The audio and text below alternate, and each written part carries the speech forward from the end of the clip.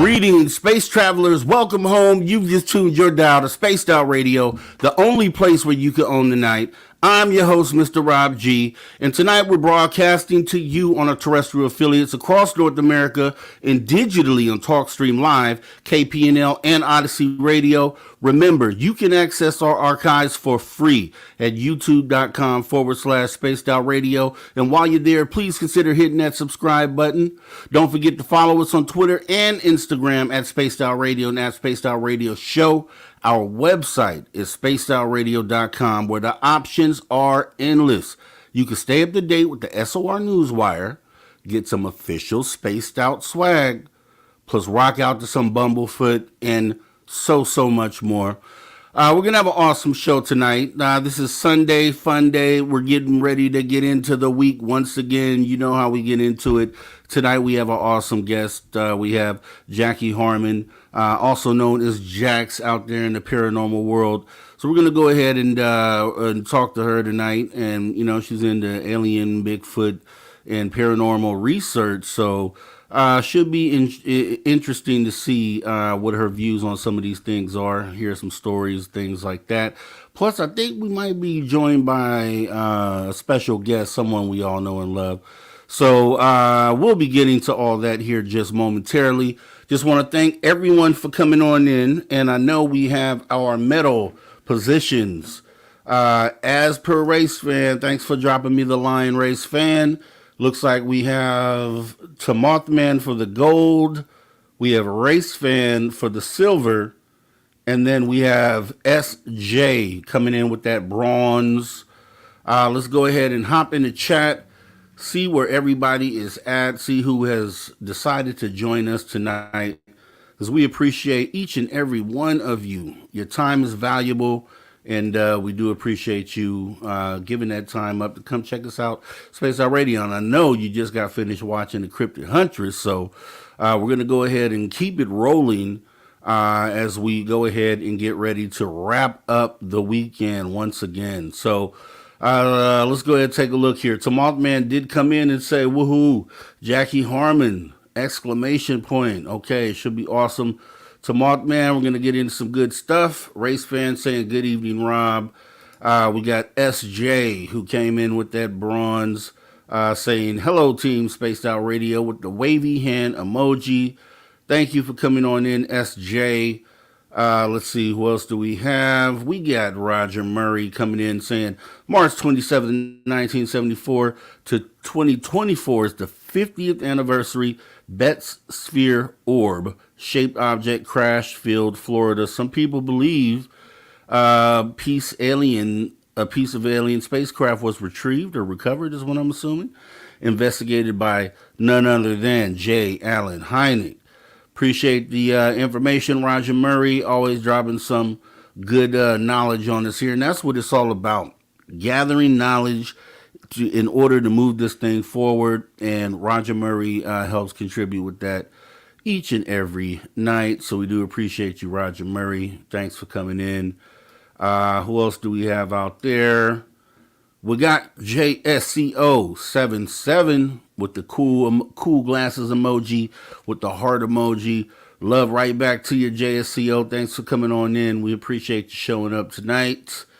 Who else do we got out here? Let's take a look, see. Okay, we got Chillgasm saying hi from Colorado. The alien head, the puff emoji with the horns. Okay, we got it, love it, and appreciate you coming on in, Chillgasm. Thanks for showing up. Let's see. Yes, we got Dino Bravo fan saying what I'm assuming is hey, or maybe even hey you. Thanks for coming in, Dino Bravo fan. We appreciate you showing up at the after hours tonight. You know how we get it in. You know how we're going to have a great time tonight, too. As always, let's run up the numbers. Let's see. Who else do we have here? Looking down the list, we have Deb from Sac saying, what kind of fresh hell is this? With the laughing, crying emoji. Deb from Sac, we love when you get in here and you bring the humor, just the thing we need, right? Just adding one of those ingredients that we need to make this a great time. So thanks for coming on in, Deb, from Sacramento. Who else do we have? We got Paranormal Pixie Laura. Perfect. Paranormal Pixie Laura, because we're our guest tonight. She's a paranormal researcher, and she's going to get into some great stuff, I'm sure. So let's go ahead and see who else is coming. Thanks for showing up, Paranormal Pixie. We got Crystal J saying hello, everyone. Hello, Crystal J. Thank you so much for showing up tonight. We appreciate you. We got Paula Faust saying hello, everyone. Alien head emoji with the Spock emoji. Thanks for coming on in, Paula Faust. We appreciate you. All right. We got Aloha Day 13. Saludos a todos de Mexico, which I'm understanding is greetings, everyone from Mexico. Appreciate you coming in, Aloha Dave. Keeping us bilingual, and we love it. Let's see. We got Cosmic Joe Chronicles saying, what's up, Rob G? How's it hanging? Man, you know how it's hanging, man. Hanging low, hanging low. LOL. Thanks for coming on in. We appreciate you. Thanks for showing up, Cosmic Joe. We got, who else do we have here? We have Dragonfly. Just saw your name here, Dragonfly. There we go. Thank you for coming on in. Saying, hey, Tomas, man, good to see you again. We're glad that you showed up tonight, Dragonfly. Thanks for coming in and joining the conversation. Let's see, who else do we have? We got Brown Dwarf. Yep, Brown Dwarf with the awesome YouTube channel over there as well. Brown Dwarf, thanks for coming on in, man. Thanks for joining us. We do appreciate you. Let's see. Yep, Rafin has stepped in the building saying hello and good evening to all. Thanks for coming in, Rafin. We appreciate you. Okay, I knew it. Sovereign Cosmic Wildman has shown up tonight, stepped in the building saying, I farted. We would expect nothing less from you, Sav. Thanks for showing on up. We do appreciate you. Let's see. Who else do we got here? We got Stargazer coming on in with the goat emoji, with the puff emoji. Okay, yeah, love it. Thanks for coming in, Stargazer. Appreciate you. Wildsman's Mom. Sounds like a new name. If you are, definitely want to welcome you here to Spaced Out Radio. And more specifically here, the After Hours is where you're at tonight. We run this Saturday and Sunday from 8 p.m. Pacific to 11 p.m. Pacific. And then you can catch also Jessica Jones, 7 p.m. Pacific on Sunday until 8. So as soon as she's done, you come right on over here, hang out with us. And then Dave Scott picks up tomorrow, Monday through Friday, from 9 p.m. Pacific until midnight. So 7 days a week. We always have something going on here at Spaced Out Radio for your enjoyment. So if it's your first time, we definitely want to welcome you on in. Please consider hitting that subscribe button. And for everyone, I don't know where the likes are at, but come on, let's get these likes up tonight. We got to consistently keep these up. The likes above 100. Let's get there as quickly as we can tonight. And we definitely would appreciate that support here. We got Silent Listen saying, sliding on in here with my friends from Jessica's chat. Love it. Appreciate you, Cryptic Andres. If you're out there, let's see who else is coming on in. Okay, Facebook user saying, hey, Rob G. Hey, a Facebook user, thanks for coming on in. Appreciate you. Who else do we got? We got Carl Bittner saying, hiya, Rob, and all you spacey after hour spaced out radio peeps. Spending the last night of my 18-day stay at the Phoenix VA Medical Center Hospital, kicking it, listening to tonight's show. All right, Medical Center, I hope you're doing well, Carl Bittner. I would definitely wish you a speedy recovery if you're suffering any ailments. Healing energies out to you or whoever you may be visiting there. And much love, and thanks for taking the time to come and hang out with us. Means a lot. That means a lot, Carl Bender, and we appreciate you, so thanks for coming on in. Who else do we have here? Looks like we got Christine saying, Mr. Rob G with the heart emoji. Right back to you, Christine. Thank you so much for coming in. Can't do it without you. Can't do it without you. Who else do we have? We got Poncho Zork saying at Spaced Out Radio, what up, Rob G? Right back to you, Poncho Zork. What's up with you? Hope all is well. Hope you're feeling good coming in here. Hope we can help you wrap up your weekend and get you ready for this great week. Excellent week coming up for everybody. I'm putting it out there. You guys are going to have a great week. And when we reconvene next weekend, then we'll talk about it. But thanks for coming on in, Poncho Zork. We appreciate you. Let me pause real quick because Aloha Dave has the right idea. Hey, folks, hit that like button. It helps the algorithm. And at the end of the day, it shows that you had appreciation for the show. And it's all love. You know what I mean? Anything that you would, and I'll say that to say, anything that you would like to see changed here, you definitely don't, hold back. Definitely let us know. All feedback is welcome. We're trying to always raise the bar here, and we take in all suggestions. So don't be afraid to let your voice be heard.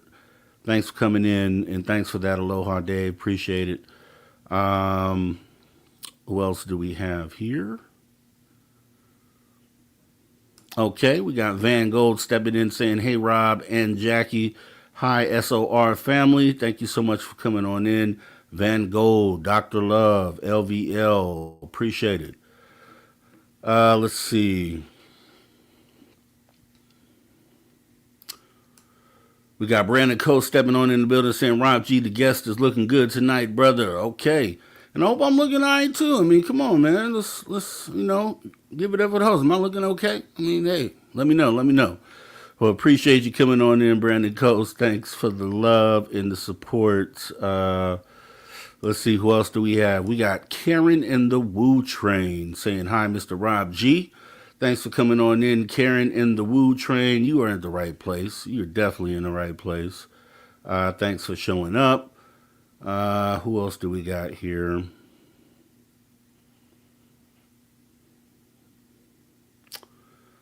Getting down the list here. We're getting towards the bottom now. And that's pretty much almost everyone. I don't see any names that I've missed. I'm going to say Abbott Hoffman. I always say names twice sometimes, but I just want to make sure I don't forget anyone. So Abbott Hoffman, if I didn't say it before, thanks for coming on in. The Ferret. I know I didn't say the Ferret. Thank you for coming in, saying hi, gang. Hey, right back to you. And we may have a full house tonight. Let's see, who else do we got here? Christina Holshoe. Howdy, everyone. Thank you for coming on in, Christina. We do appreciate you showing on up. tonight and joining us for the show. Um, Further down the list. Okay, Woo Riders DG. We all know that's Derek Galloway. Say Rob Jizzle, the red shirt is exquisite. Okay, I like that. I hear where you coming from, and I appreciate you, man. Thanks so much for the love. Aaron Baca. Aaron and Quentin, thanks for coming on in. Aaron, appreciate you. Um, a lot of new names too, and I love that. That is pretty awesome to see that. Uh, let's see. It's like the chat is cracking tonight, and there's just names up on names up in here. And Mary R saying, "Hey guys, thanks for coming in, Mary. We appreciate you." Paramarv, howdy folks, thanks for coming in, Paramarv. We appreciate you showing up. Um, Almost there.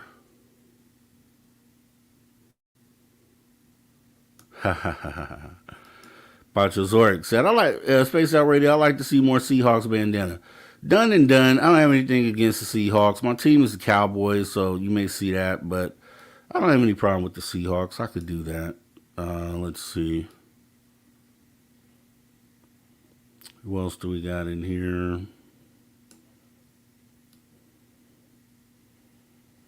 Izzy Beth. Whoa. Izzy Beth. Thanks for coming on in. It's been a minute. We appreciate seeing you here tonight. Welcome back. We do appreciate you showing up and joining us for this awesome show we're going to have tonight.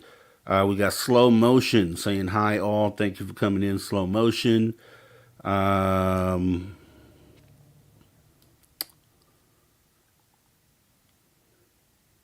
It is a full house tonight. Laura Dominguez. Hey, a happy Sunday. Right back to you, Laura Dominguez. Thanks for coming on in tonight. We appreciate you showing up. Let's see. Scott B. Hello, everyone. Thanks for coming in, Scott B. Thanks for coming in. Okay, and I think we are caught up. Yes, we are. That's awesome. I'm loving to see all these names in here tonight. We're going to make sure that we put on an awesome show for you.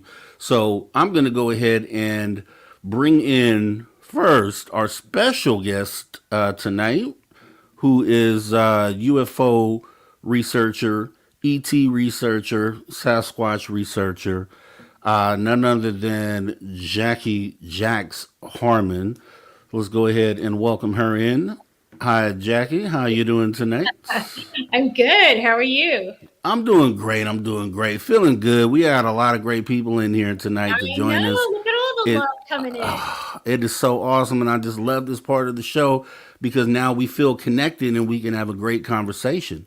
Now, I do also want to welcome someone we didn't think or expect to come in tonight, and who is also going to actually be a guest next week. None other than the man, the myth, the legend, Dirty Filth. So Dirty Filth will be hitting us up with the artwork tonight, so it should be an awesome show. And then you will be able to talk to Dirty Filth 7 days from today. Mark your calendars. It's going to be excellent. All right, so getting into it, Jackie. So ET researcher, Sasquatch researcher, paranormal. So, if we could, so for our first conversation, if you wouldn't mind, could you start back from the beginning, how this all started for you, maybe your first experience, what drove you into this lane that you're in today? Well, I had a very unusual experience at a very early age. Started out for me at age 4. And I actually started seeing family members that had passed on. So it was like I could see them like you can see like normal people.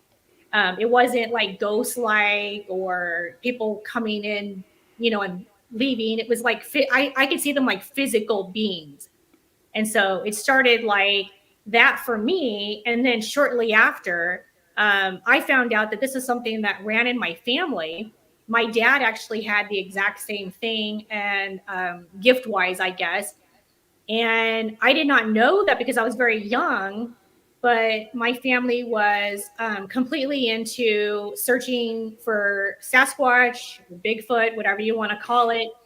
And so that's where it started for me in the Bigfoot field, the UFO field, cryptozoology. The whole thing was my dad was very into the paranormal in that way, where he had the exact same gift of like seeing past family members and things like that. And it's so he would use his gift to go out and look for like, Sasquatch or the interdimensional UFO, alien connection.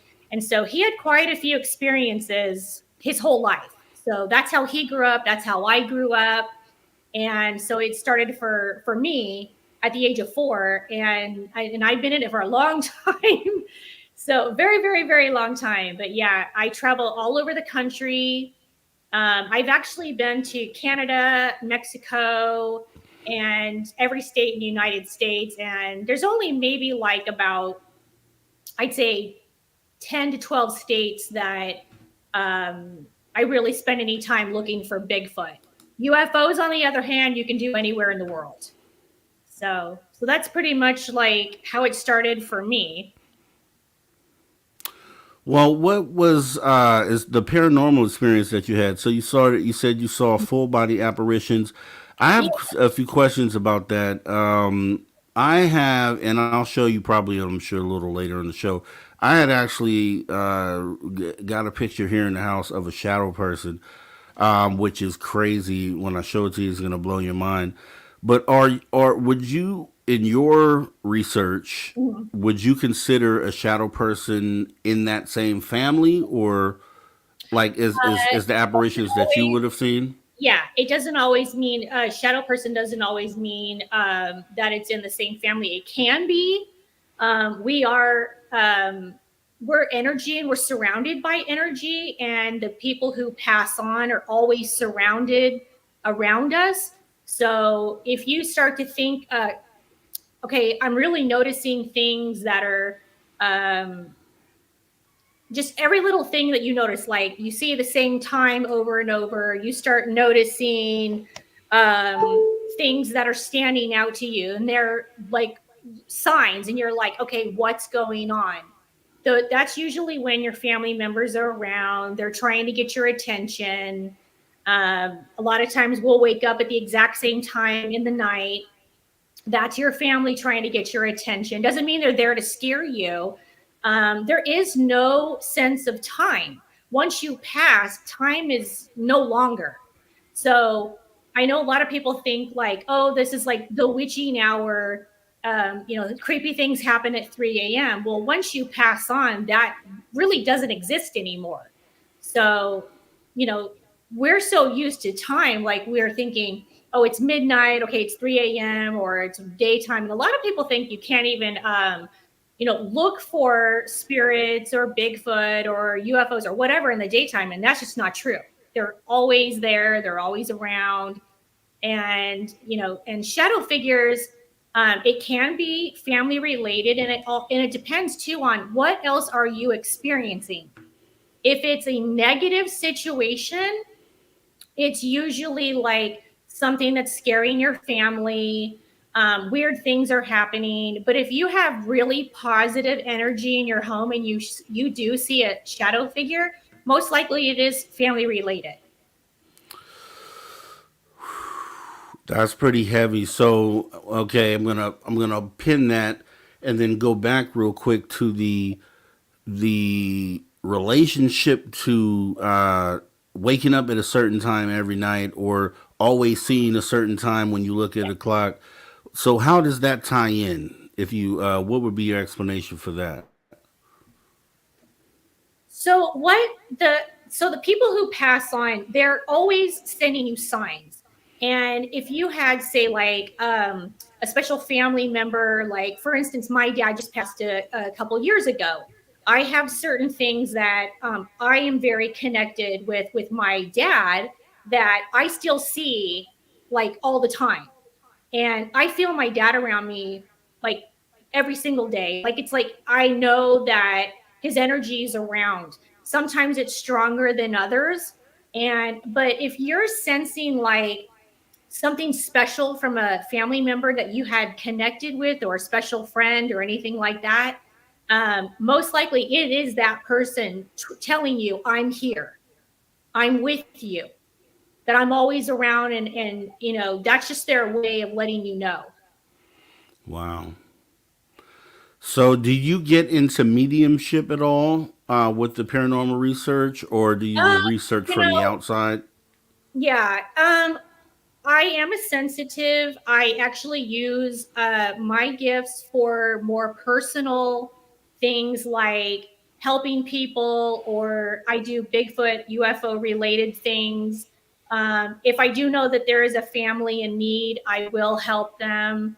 Um, the only times you'll ever really see me doing like paranormal things for fun is with I'm with my friends. A lot of times my friends want to go do uh, certain location or something like that, and I'll take them and we'll do that. But my main thing is more about connecting and using my energy to do that more for good than for entertainment. I don't like to be disrespectful to the people who have passed on. So, what Yeah. would you recommend? Because when you say with the time thing, and I brought this up many a times here on this show, I Mhm. have in this on my phone and in this iPad I have sitting here many Mhm. times where it's 3:33, 4:44, Oh yeah. and Yeah. day after day after day, 11:11, 12:12. And what Yeah. I'll do is I'll screen capture that moment, and I have so many of those screen captures I that do the same thing. it's amazing. Yeah. So that if that and that what you saying that could be potentially tied into a loved one trying to contact you, then I Very would much. want to know Yeah. how what would be a step I could take or someone in the same position to maybe make that connection to get a message. You don't have to wait until those moments happen. Those moments are letting you know that they're there. That's their way of letting you know in that moment, look, I'm here. That's why you're seeing 1111, 1111 all constantly over and over and over. Like I used to see 222, 222 all the time, all the time. Like I would go get a hotel room, my room would be 222. Like it was just all the time. And that's just their way of letting you know. Now, you can talk to your loved ones that have passed on anytime. They hear us, they're always around. Mm. We share the same space, we share the same energy. I know a lot of people think like, oh, when you pass on, they're gone. You'll never see them. They don't know what's going on in your life. They very much know what's going on with your life. Wow, that's pretty heavy because in this house, and I haven't related my shadow person. We lost my mother in law while we were living in this house, maybe 4 years ago when we first moved here, and then we had shadow people and also footsteps on the roof, audible, really loud footsteps. And I don't because the shadow person outline looks like a male, so I haven't tied those two things as being together. But then when you talk about those times that keep coming up, then it kind of makes me just think. So I don't know that if that's a loved one or because I've always felt like whatever this is that's here with us is was from prior to us moving in, Mhm. but now I'm kind of looking at it differently. So, when you go into the field, do what type of tools do you use, or do you go off of just feeling, or how do No, you approach an yeah, investigation? I don't really use like the science, what they call the scientific tools. I don't need those. I only do those when I'm with other people because they like to see the validation of they'll say, okay, look, if you're here, make that come on or whatever, and it helps other people, I think, to mentally and emotionally connect. For me, it's a little bit different. um, I see the dead. I see them very differently than most people. I can go, like, for me, I can go into a very old location and I see the location, like, let's just say it's like an old hospital that's run down and it's, no one's been there for 100 years. I can walk in and immediately see things exactly the way it was in the beginning. I see Mm. people, I see them moving, I see everything like as if it's kind of like a movie rolling.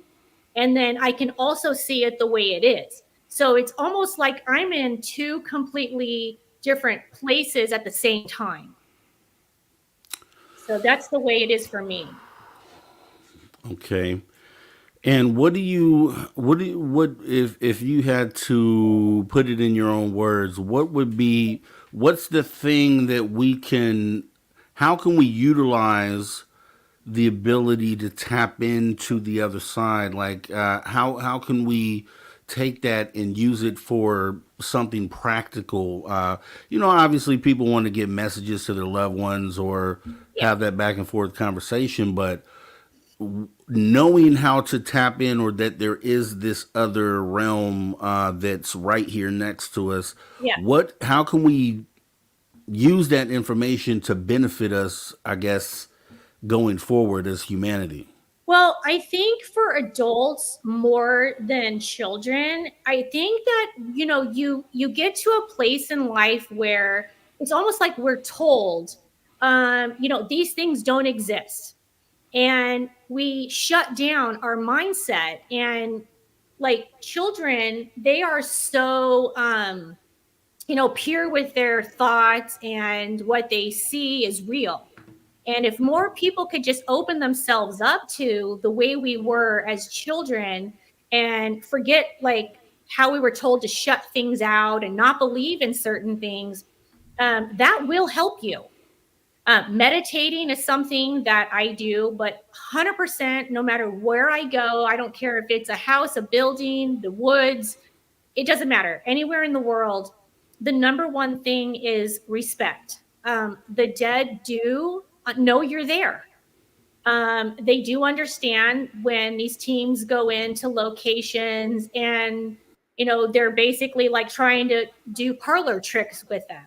You know, they understand what's going on. They see us, they hear us, they're around us at all times. But if it's something that you're looking to do, good in, um, there's a lot of educating about like just opening yourself up and learning how to do that. And you really can connect with the other side. So, like, say that spirit in your house, like the shadow figure, you can talk to that shadow figure. I don't know, man. I mean, I probably could, but I don't know if I want to, because here's the thing. I talked to other paranormal investigators, and I've had varying opinions on how to approach it. Some people say, "Hey, if it isn't messing with you, don't mess with it." If there isn't anything bad happening, if it doesn't seem like a malevolent presence, Mhm.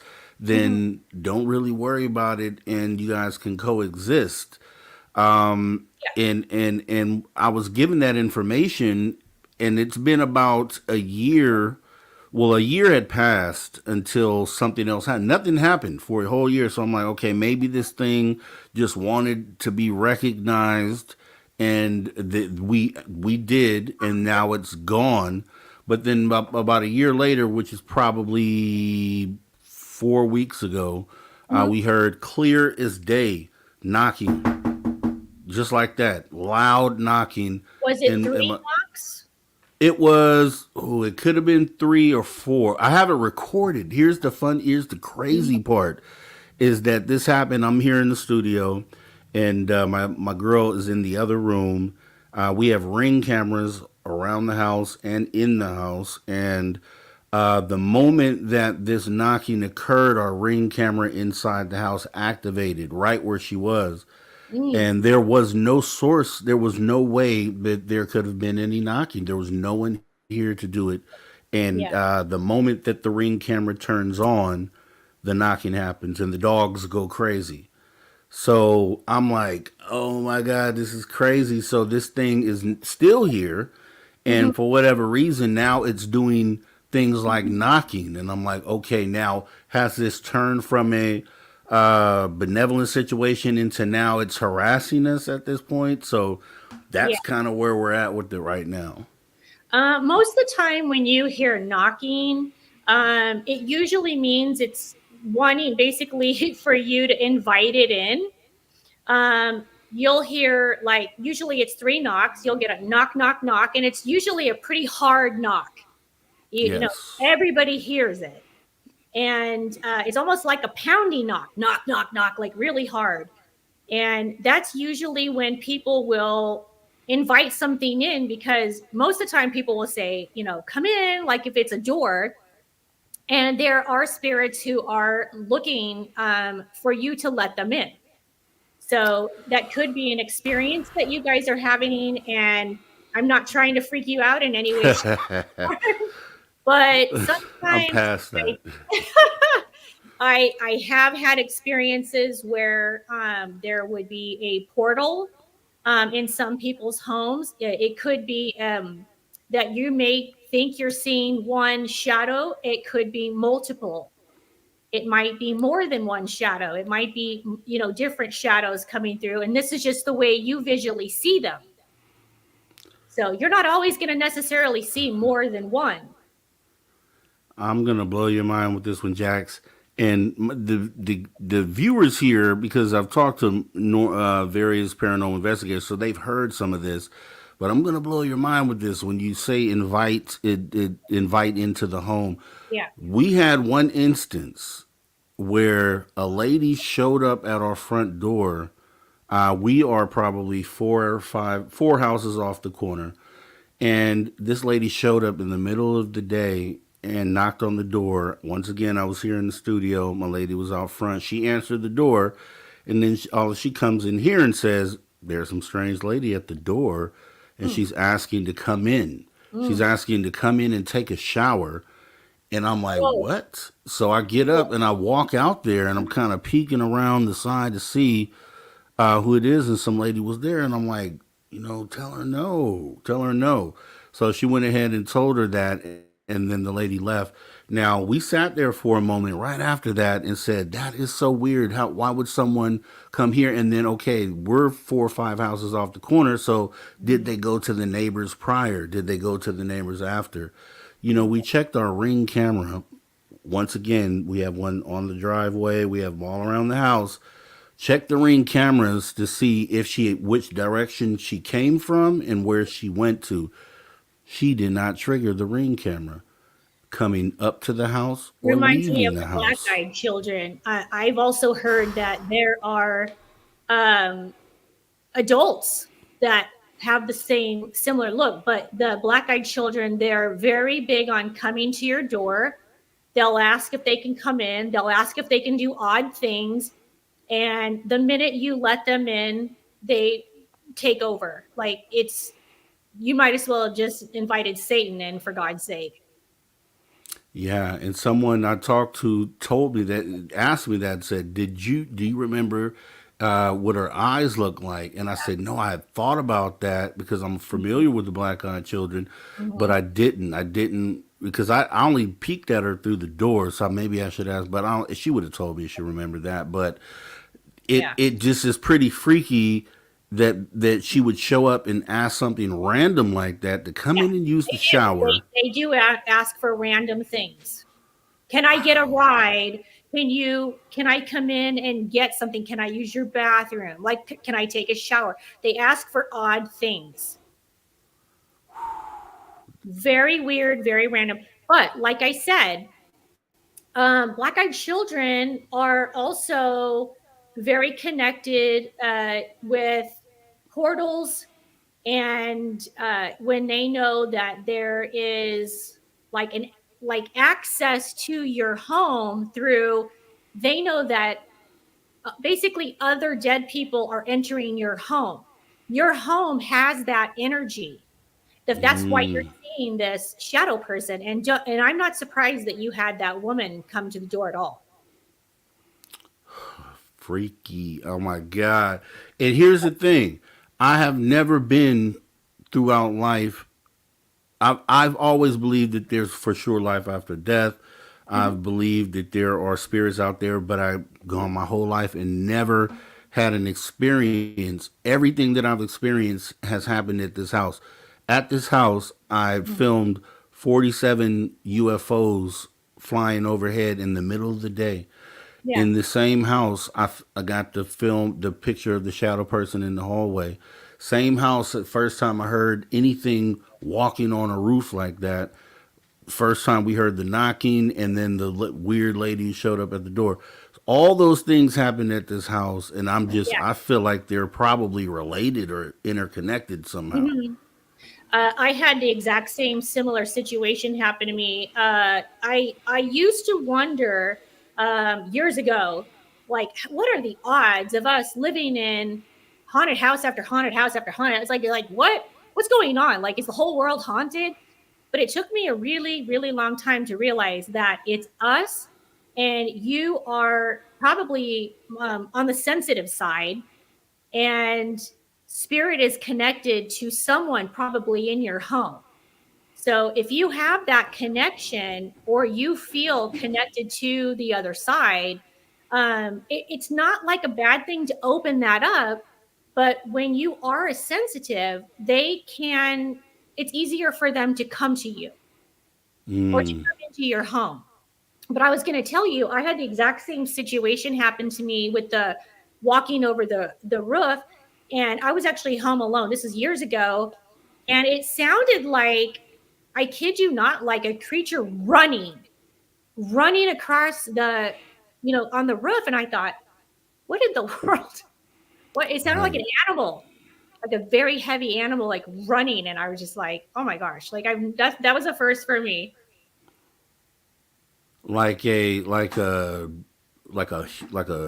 deer or something big like that, or Well, you raccoon. could you could tell it was like 2 feet, but it ran really fast, like uh an animal. Like it was like human, but ran fast like an animal would run. yeah, yeah, Yeah, yeah, it's yeah. very weird. And very loud.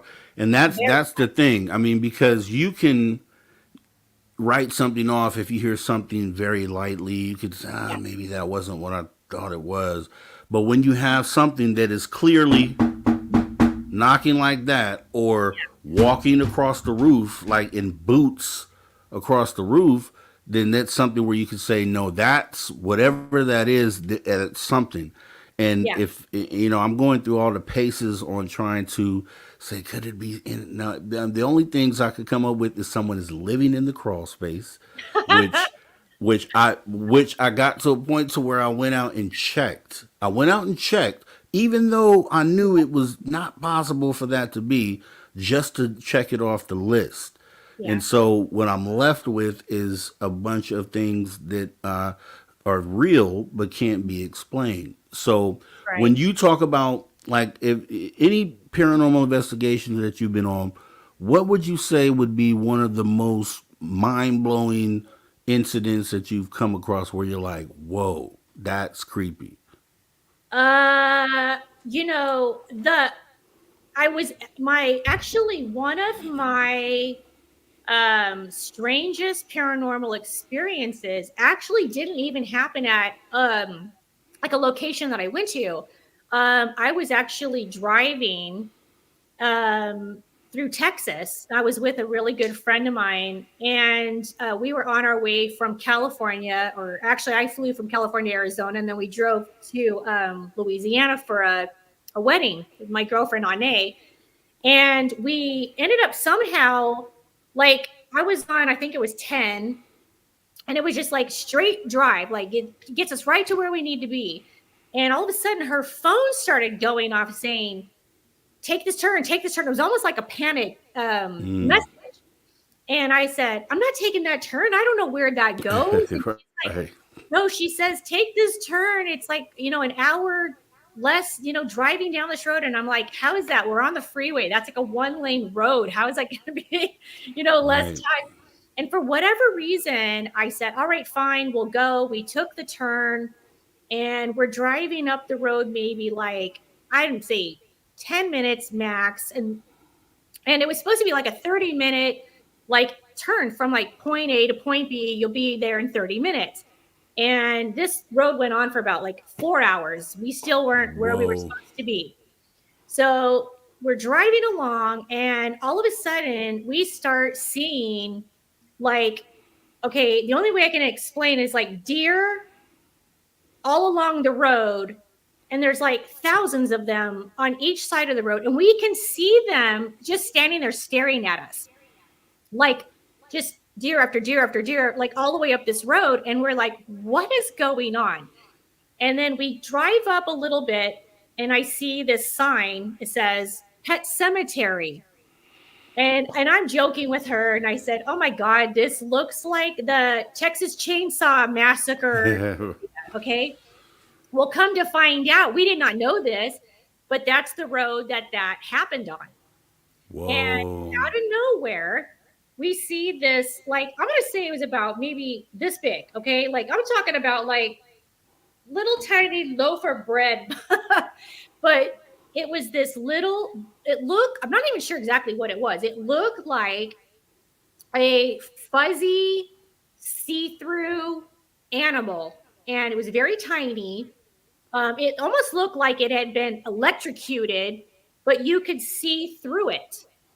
And we both just looked at it, and it walked with like, how normal paws on a dog would be down. This one was like the legs were creeped back, all the way back, all 4 legs, and it didn't acknowledge us whatsoever.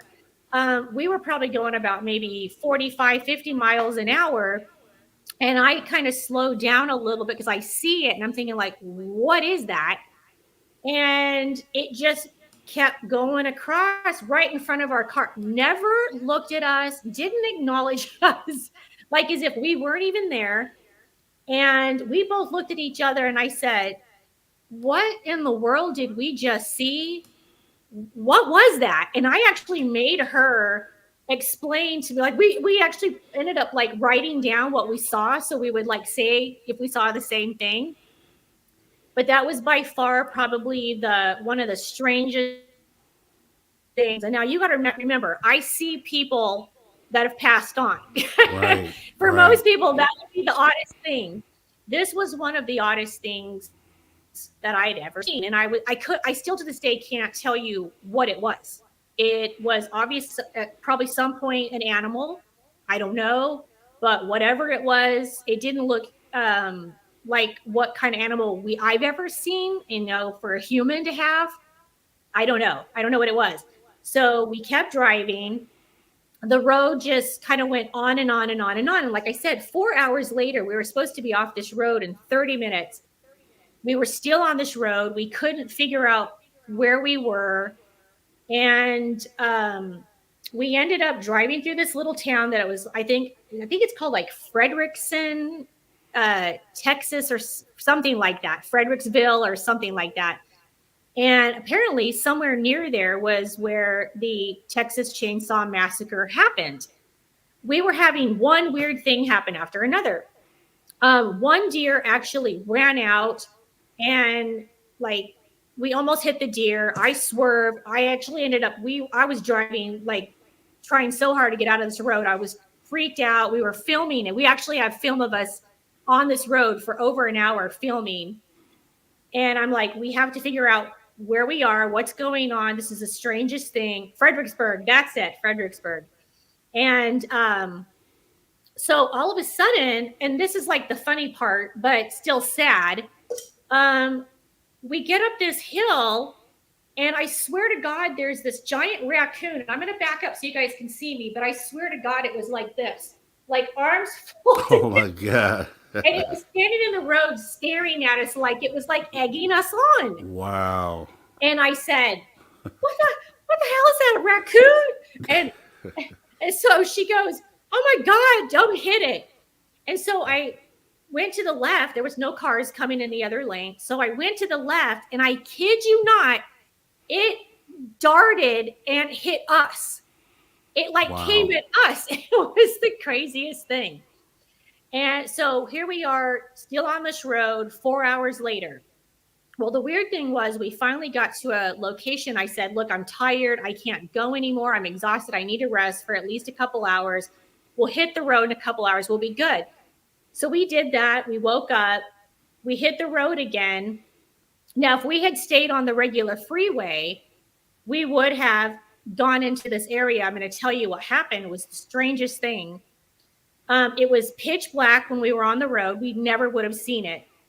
But when we, in the daytime now, this is morning, we get back on the road and we go to the exact location we were supposed to hit on the other road that night in the dark. We would have never seen it coming, but there was a massive sinkhole on Whoa. the freeway. And it was the strangest thing because we just sort of kind of looked at each other like we would have been in that. We would have never seen it coming.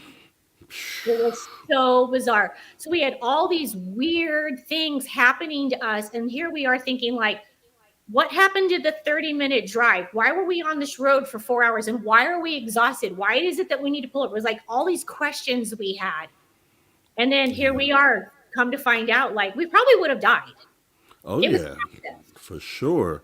Yeah. It was I'm great. scared. I'm scared of sinkholes. That's they had one. It rained a few couple of days ago, right on the freeway, right up north in Sacramento. They had a sinkhole. They had to shut part of the freeway down. So totally scared of those, especially if you were to run into one at night. That could Oh, be yeah. ooh, a very ugly thing. But I can tell you, I was in Texas recently, and we drove there, and we drove back here to California. And yeah, you can find yourself if you hit one of those off roads, you could literally be on one of those roads for hours and then just Forever. go straight out into the horizon. So I know what you were dealing with there, and then with the whole thing with the Texas Chainsaw Massacre element there, because it that's funny you said that because I had an itinerary set up where the way there and the way back I was trying to set myself up to pass through landmarks like that because that's just the kind of driver I am. But we didn't get to do it. But that's just weird that you said that. But I want to show you something real quick here because I Okay. know in 7 minutes we go to break. But this is, and viewers have seen this, and they are always blown away every time. But this is the shadow person that we saw here in the house here. So I Oh, don't know if you could wow. see that. Oh, And yeah. then here's the zoomed in Is image it of it. two or is it one? I It's see. just one. That thing to the left is a TV, the side view Oh, of a okay. TV. Okay. Okay. And So how tall is the top of your TV? probably about about 5 feet, Okay, probably. so we're looking about like a 6 foot person Yes. for the shadow. Yes. Interesting. You can It see where the does look feet real end. to me as well. Yeah, I see it. And this was just unbelievable. It was my daughter had actually this is her FaceTime call. Her friends clicked the picture button on her phone Oh, wow. uh, and told her someone's in your house. And then she saw the photo and then she brought it to me. She had no clue of what a shadow person was. I asked her, I said, "Do you know what a shadow person is?" She was like, "No." And then I said, "Well, I didn't tell her what it was because it was late at night and I didn't want to scare her. So I Yeah. told her, you should read on it." And she's about 14 at the time. I said, "You should read on it." And then the next day, Mm. I asked her, I said, "Did you read on that?" And then she was like, "Yeah." She was like, "Once I started reading, I couldn't go back to sleep." And I'm like, these things are real, you Yeah. know? And this is when I bring stuff like this, I'm like, before this, I had no experiences with paranormal, so I could guess that it's potentially possible. But then when you have a receipt like that, that's Yeah. just undeniable, then Yeah. it's like, It is. how can you question it at that point? You know what I mean? Yeah. So And it's very clear. It looks very male. I yes, mean, you can see like the whole body from head to toes. Like it yes, looks like, shoes, pants. You can even see like the shoulder, the arm. Yes, the elbow, Yep. the hands in Yeah. pocket. Yeah. And there's no one at the time this was taken. It was a little after midnight. We were coming in from Las Vegas, and my daughter was the only one up. I was like usual in the lab in the studio.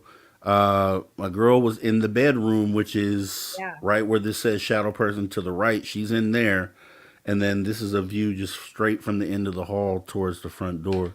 And Oh there's wow. nothing in this house that would be able to create that shadow. So blew me away. It was like one of those things where I'm like, oh my Yeah. gosh, and then to be able to have it to show that That's a great part is catch. Yeah, the a lot of people say they'll see things in the house, but it's almost impossible to catch. Sometimes they'll even put up cameras and, set up all kinds of equipment. And sometimes even when they still see it, they still can't catch it. So that's a great catch. yeah. And Brandon Coast says, Rob G, tell it to get the hell away from your daughter, and I think that might be a good thing. So Yeah. so I'll tell you, and here's the other part of that since we have a couple minutes. Yeah. The way this all came to be. So before that shadow person picture, about 8 months prior, that's when we were hearing. I was hearing the footsteps walking across the roof, and I would hear it day after day. Well, night after night after night, to where I went out and I checked to see because I just had to. Nothing was there, obviously, and so I'm holding this in. One day we're sitting down at dinner after a few weeks of this happening, and then I asked everyone. I said, "Have you guys been hearing things walking on the roof?" I was like, "I've heard these different nights things. It sounds like someone literally stomping across the roof." And so my lady, she was like, "No, I hadn't heard anything." My son, he was like, "No, I hadn't heard anything." My daughter was like, "Yes, I've heard this exact same thing." And she is on the opposite end of this house where that Mhm. picture was taken. And so that was the first time where I'm like, okay, someone else has heard this. Mhm. And I told her, I was like, I don't know what that is. It's weird. And she says, yeah, I hear it too.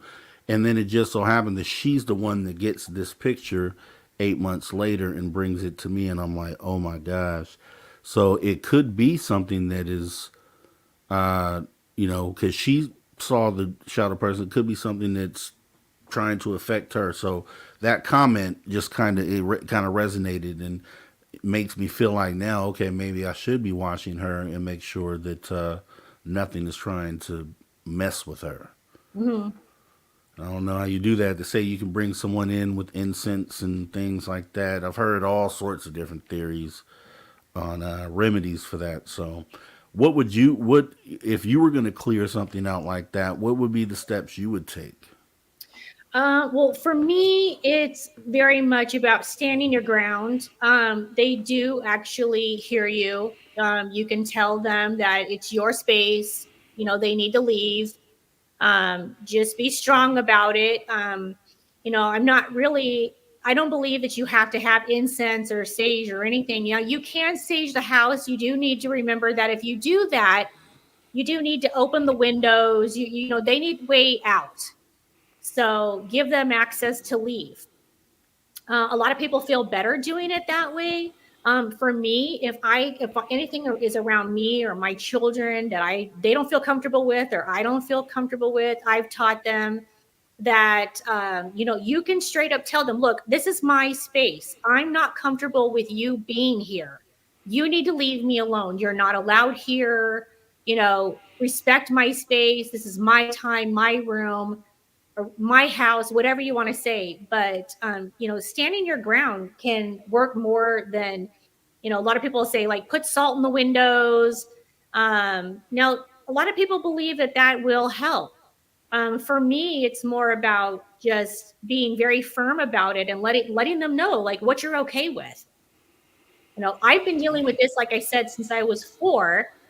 And I've had everything in my life from sage to salt to, I mean, you name it. I've done it all. But the one thing that I have learned is that the more you stand your ground and you're just committed to saying, like, look, this is my home, my space. You're not allowed to be here. You need to go. ends up being the best way of dealing with anything. So if you actually feel like it's something there bothering her, she needs to say the same thing. It can't just be from you. If it's something that's affecting her in a negative way, in any way at all, like even if it's not negative and she's not comfortable with it, then she needs to also say, I'm not comfortable with you here. You need to go. Yeah. Stand your ground, and like you guys can do it together as a family if you want. But honestly, that's just the best way of dealing with it. Letting them know you're just absolutely not comfortable with them being there. It is so wild because I never would have thought that I'd be in a position where I'm sitting asking for that sort of advice. Like, Yeah. I never thought that I'd be on. I've seen this on TV. I've seen movies on this, and I never ever thought that I would be in a position where it applied to me. So it makes Yeah. it really weird and strange, and it's active. And so when I find, we this is a house that we bought, so we're not going anywhere Yeah. anytime soon. So it can't just walk away from it, and it's just something that anytime I'm walking through this house, I have that weird feeling Yeah. because I know it's something that's unresolved. You It know what I could be mean? residual, which is just something that from some time before. Someone, I don't know how old your house is or even the land that you live on or where you live, but it could just be a residual from someone who lived there before or someone who died on the land. I mean, it could be anything. Yeah. Some people think you can literally burn the house and start over and it's going to change. But sometimes it has nothing to do with that. It's just the actual space, the land, the area. And a lot of times, someone can pass on even like down the road and then it ends up at your house. It's an area that they're comfortable with. It's something that is familiar to them. And I've heard a lot of times, and I actually used to live in a very haunted apartment building where there was an Indian woman who would literally go from apartment to apartment to apartment, and everybody in the building would see her. It wasn't one, particular place. And then it was actually a military base in Las Vegas years ago. And we actually ended up finding out that it was a Indian burial ground that they built the apartment complex on. And I would have weird things happen, like my shoes would go missing. We'd find them outside upstairs and like the neighbors upstairs, by the front door or something like that. It was just odd things. So, yeah. That makes me think. I had a quick, so I'm gonna ask the question. We can probably save it for later, but are paranormal entities behind missing socks? You know what I mean? Because those things just go missing and you're never found again. Missing remotes that you saw it was there, should have been there. You looked away, you look back, and it's there now. Those sorts of things make me think that it's the dryer monster, I swear. The dryer has a monster. They all live in the dryer. All right, Jax. Well, what we're going to do right now, we're going to go ahead and take a pause for the cause. We'll get ready to jump into hour number 2 of Spaced Out Radio. So we'll take 5 here. And ladies and gentlemen out there, get your questions ready. Get them in caps. So we're going to get into Bigfoot and some of the other things here in hour number 2. So you guys kick back and we'll be right back.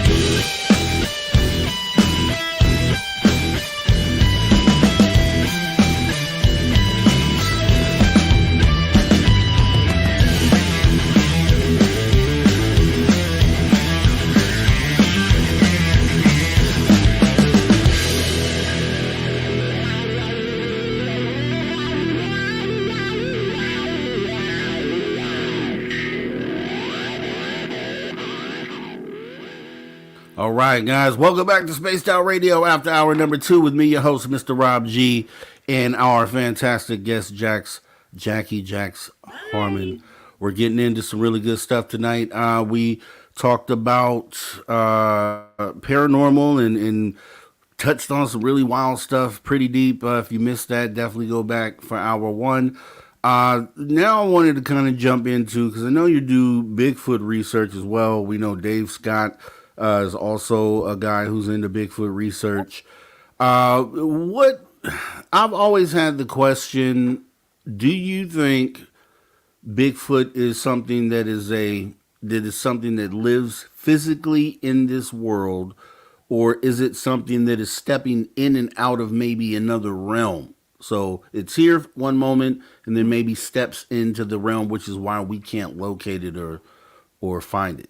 Yeah, which also add a little bit to that as well as because a lot of people will see it and then it'll disappear right in front of their eyes.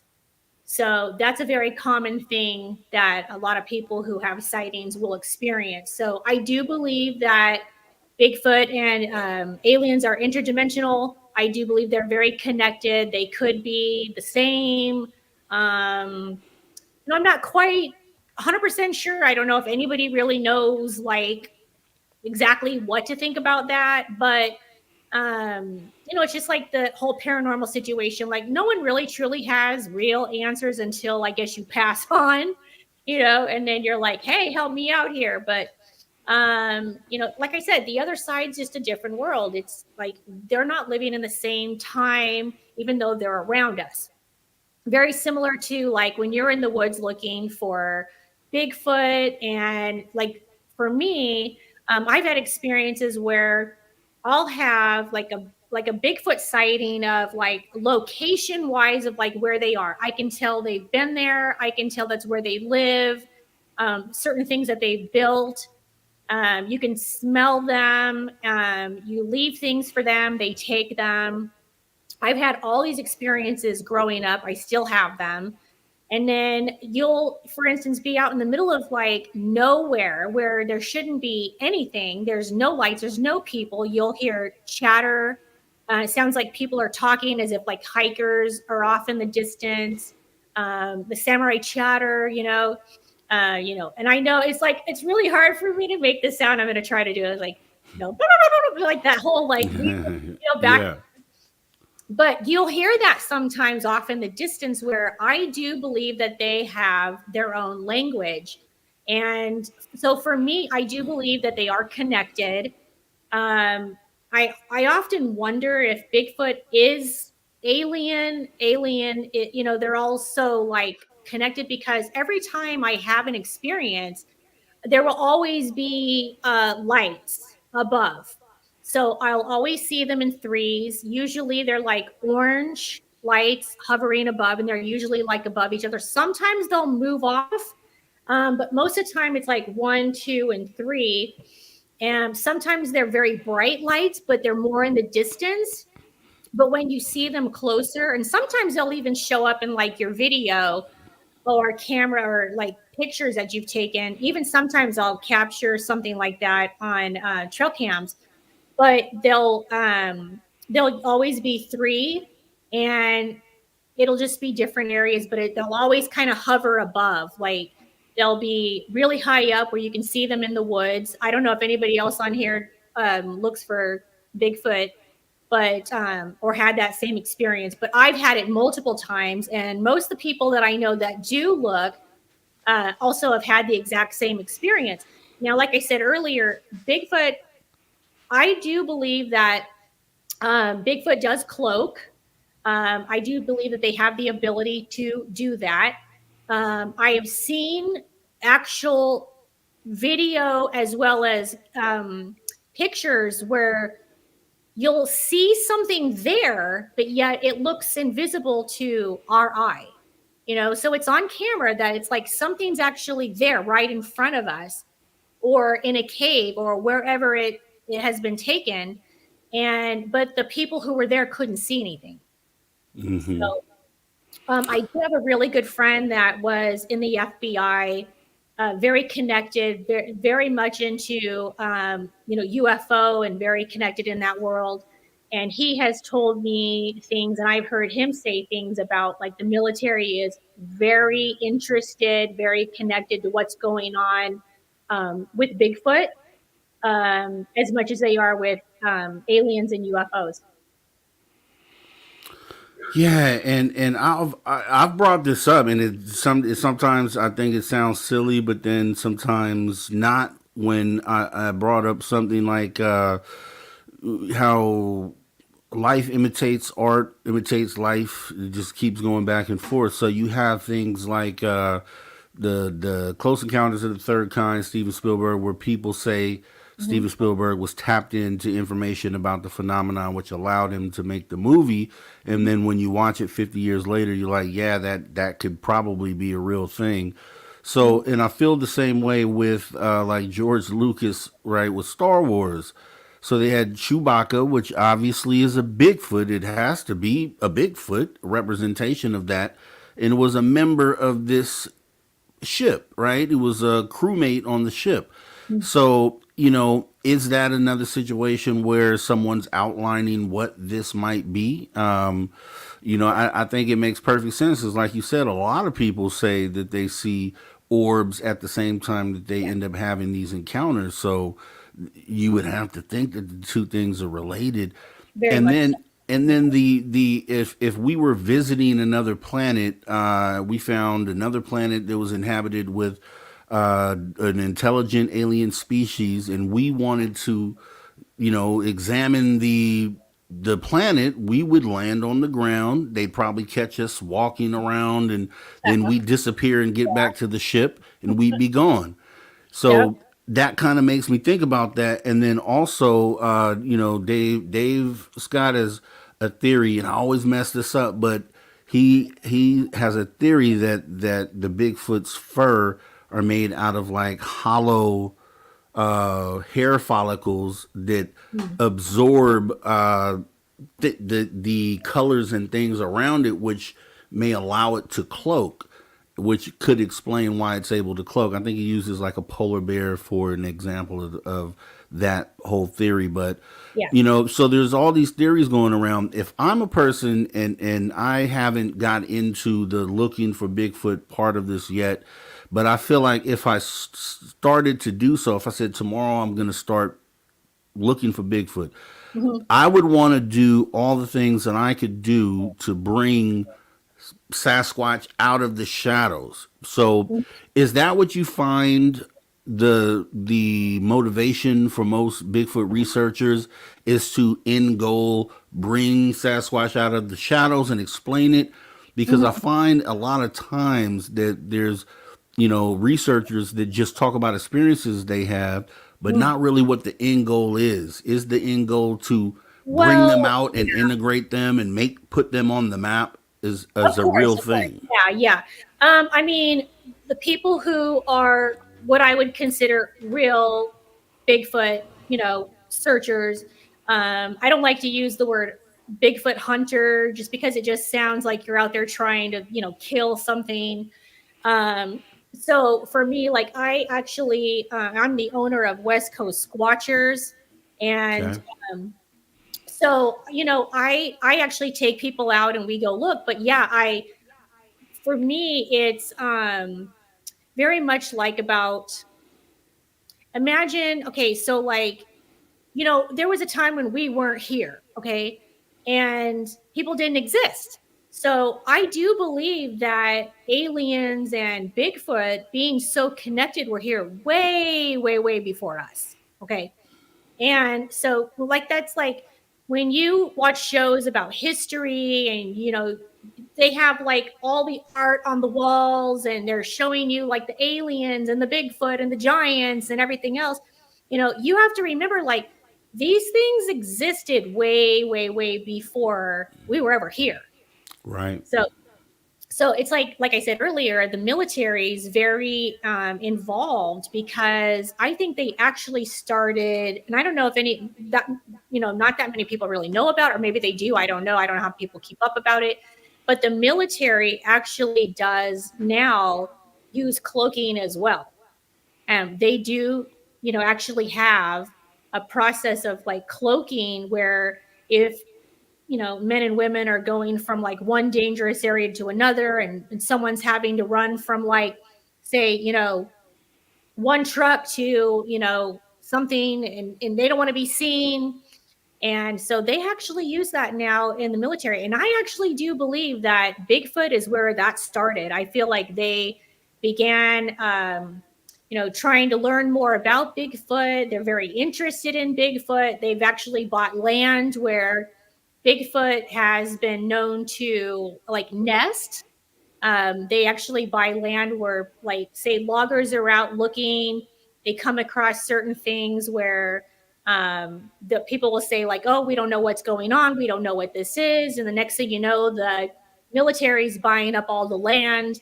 And it's because they're so interested in learning more about Bigfoot. But yeah, I do believe that the real people out looking, not just for like funsies, and you're just out like, oh, I just want to go see a Bigfoot, but the real researchers, their end goal is to put Bigfoot on the map. Like, we want to have that proof. We just want the proof. Not one of us, and I know thousands probably of people in the Bigfoot community, and not one person I've ever talked to or met has ever said, like, I want to kill one, I want to see one be caged or anything like that. We just want to let the world know, yes, these things do exist. We're coexisting, if you like it or not. We are already coexisting with all of these things like Bigfoot, aliens. I mean, the list goes on and on. Those are not the only cryptid, things on the planet. There's a lot more out there than people are aware of. But the main ones that people talk about are Bigfoot and aliens. But, you just have to remember that, when people go out, it's all about being safe and all that. But, that is our end goal, is to have that proof to show the world, like, look, they do exist. We're not out here trying to hurt them, but we just want people to know, like, it's no longer this hide and seek type of game where it's myth, lore, it's, they do exist. Yeah, and you know, I'll use UFOs as a parallel to this. Within the UFO field, they, and I talked about this I think yesterday on yesterday's show. There's been for sure sightings Mhm. that have been brought to the table that people within the UFO field have debunked that they shouldn't have debunked. Videos that end up being validated and real in the end, but initially they brush them off. So Mhm. on the Bigfoot side of this, we Yeah. know that there's like the Patterson Gimlin film. There's different examples of receipts that people have brought to the Oh, table. absolutely. Is there anything, what is like the most compelling thing out there that people might be overlooking, like footage or a photo where you're pretty much convinced that Yeah. yeah, that was real? Well, I 100% believe that the Patterson Gimlin film is 100% true and real, only because of the fact that it has been so many years of being tested, where even today, with modern day technology, no one can, say, like, we've looked at this and this is fake. Not one person can say that, because no one, when they test it, they look at it and go, like, look, what we see is, what you're getting. Like, this is what we're seeing. This, nobody, there's not a person in this. It's not a costume. They didn't plan this. It was just, I think, just a random thing that happened. Like, they just happened to be out one day. Um, lucky enough to have that camera with them. I mean, can you imagine if we didn't have that? You know, Right. but it has been tested time and time again, and not once has anybody been able to debunk that footage. So I actually have been to that location myself. It is by far my favorite location I've ever been to. And it's not just because of that footage, but by far the best evidence I've ever found in all the years that I have been researching. Yeah, so with that being said, I mean Patterson Gimlin is obviously the famous one and the one they show all the time. Mhm. Is there are there some images or videos that you may have seen over the years that slip through the cracks where you're like, no, that's real. You guys should pay attention to that. Are there any of those that are lesser known that you could point to? Not off the top of my head, I can't remember exactly like who posted the footage that I saw. There are way more video footage out now that I've ever seen before. That when I watch them, and people send them to me all the time, you can straight up tell when you're looking at a Bigfoot. You can tell when there's somebody out there walking around in a costume. Like it's a huge difference. When somebody's trying to get like famous off of like, oh, I found Bigfoot, and you can see like, you know, like say a 5 foot guy walking around and you can see like the costume flopping around, and you're just like, oh, come on, give me a break. But Bigfoot, and a lot of people who don't really know that much about Bigfoot, is Bigfoot comes in multiple sizes. There are female, there are children. I've seen children. Um, I have experienced that. That was my very first experience. So for me, it was a much happier, fun. I would say like it didn't have any, there was no fear involved in that. Like most people say, like their first experience is like this creature comes out of nowhere. It's, 9 feet tall. It's roaring. I could feel it in the ground. I could feel it in my body. And it scared the death out of me. And I ran. And so that wasn't the experience that I had.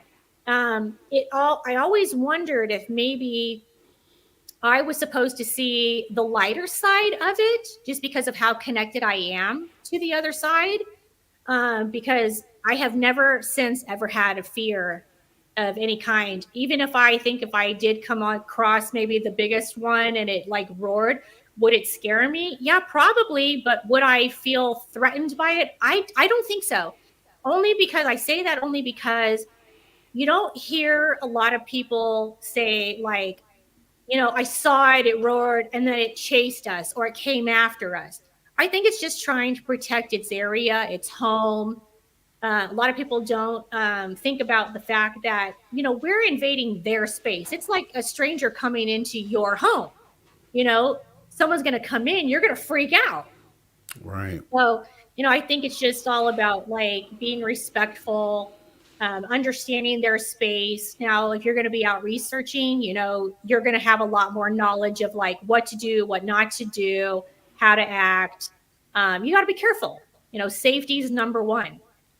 So, for I've sure. heard I've heard some people say some people have opinions that there's different groups.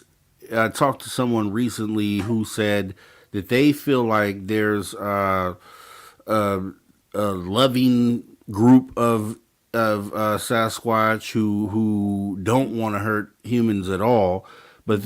then there are aggressive ones out there, and they'll say in a minute, you should never go out there by yourself. Like you should never go by yourself, and Yeah. there is always that threat element there. Do you think that they are capable of being aggressive and potentially hurting humans?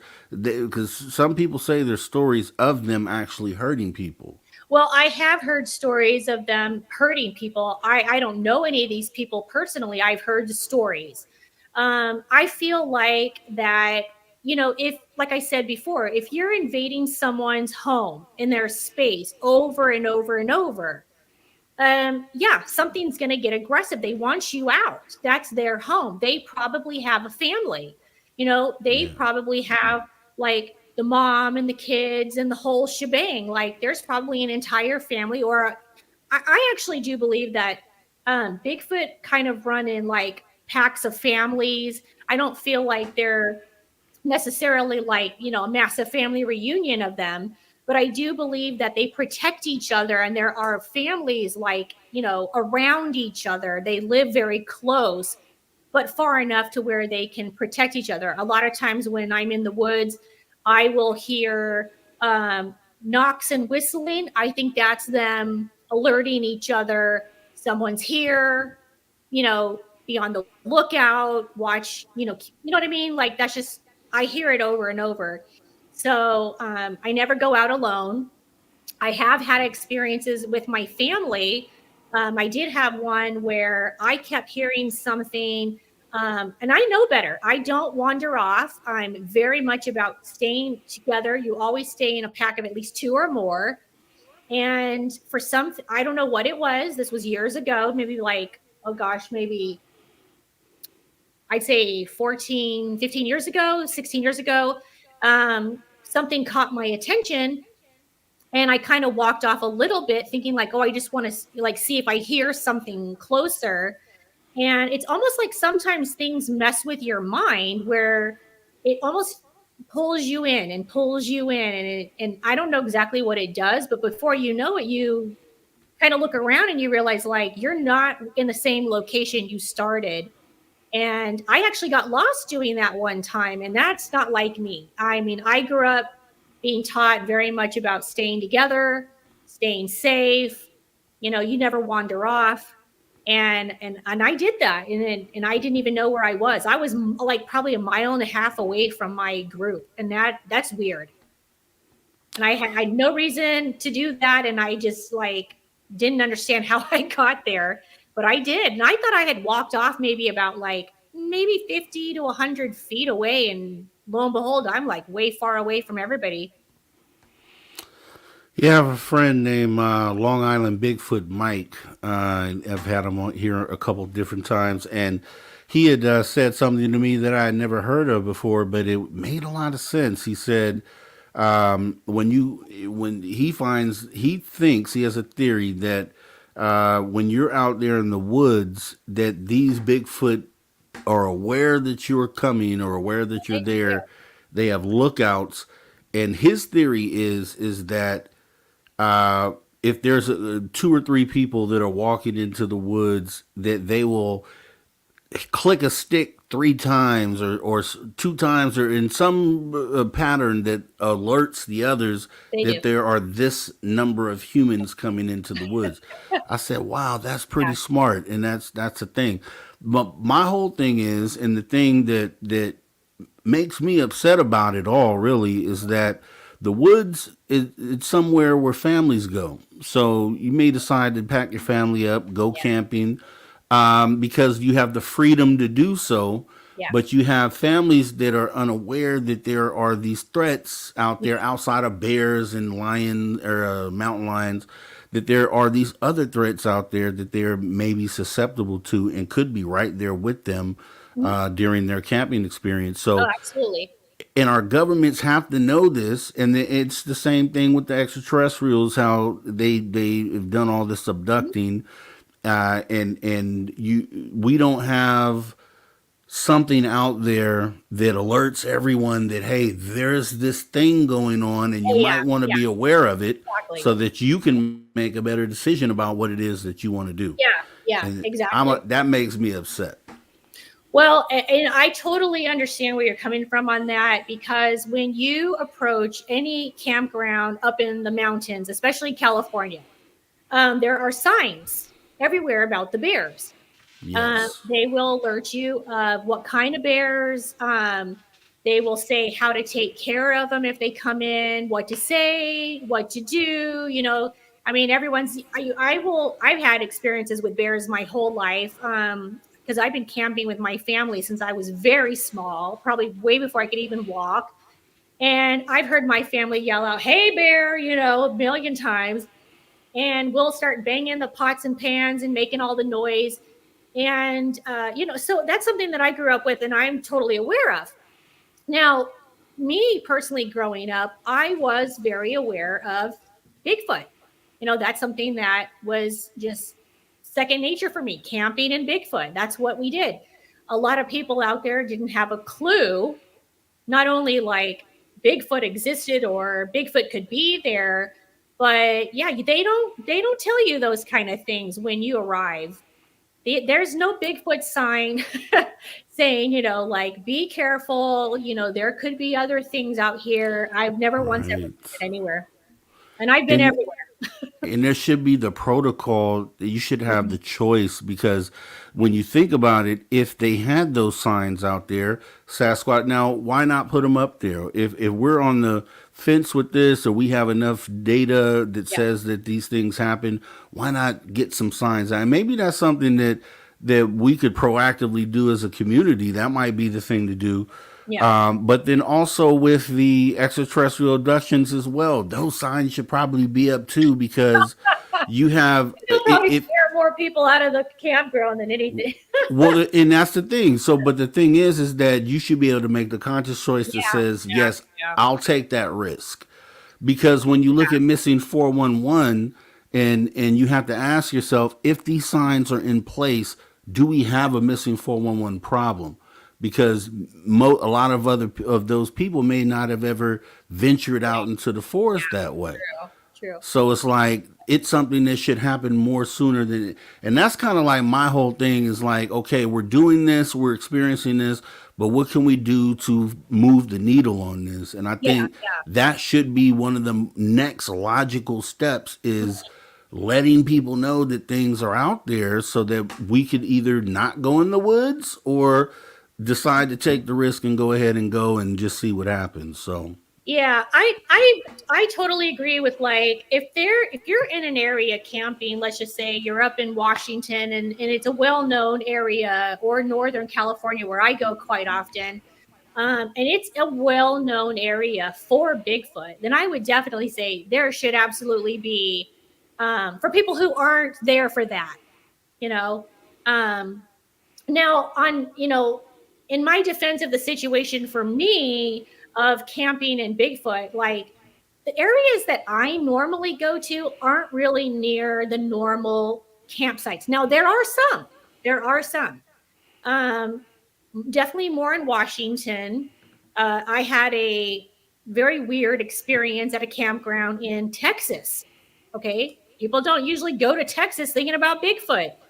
But lo and right, behold, I was in the northeast corner of Texas, and I had a very weird experience there with hearing the Bigfoot chatter. So, people don't think about that. And I was at a campground. So it's a very interesting thing that, more people and should be aware. when some people think of Texas, most people think of Texas, they think of just the plains, but there's a Mhm. part of Texas that actually is a woody sort of area. So Yeah. when people think, oh, there couldn't be Bigfoot in Texas, no, it's not all plains out there. So No.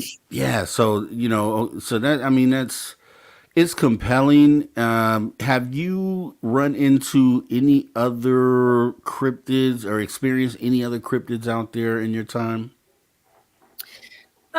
The only other things that I have really had an experience with was, and I can't really say to this day exactly what it was, but I was actually on a trip with my family. I was probably a teenager. We were traveling through, I believe it was Utah at the time. And my parents would drive us across the country, and we would stop in every state, and we would stay. And my dad was real big on us always going everywhere and traveling. We were big in camping, and staying in different like sometimes locations that maybe nobody would be at. And we had a very weird experience one time where I had no idea at the time, because it was not even a thing that people talked about, but we saw what nowadays people would call like a skinwalker. Mm. And we were driving down a road. It was just kind of like out in the middle of nowhere. I don't even remember exactly like what area we were in, but I think it was, I believe it was Utah. Um, but out of nowhere, this creature, it almost looked like a human dog kind of thing. I still to this day can't like describe exactly what it was, because it happened so fast, but it sort of just kind of ran. It saw us, it stopped, it sort of almost like stopped in its track, looked at us real fast, and then kind of took off. So it scared the living bejeebas out of all of us. it was something Right. that I had never experienced before. I mean, like growing up, seeing like, Bigfoot stuff and all that kind of things.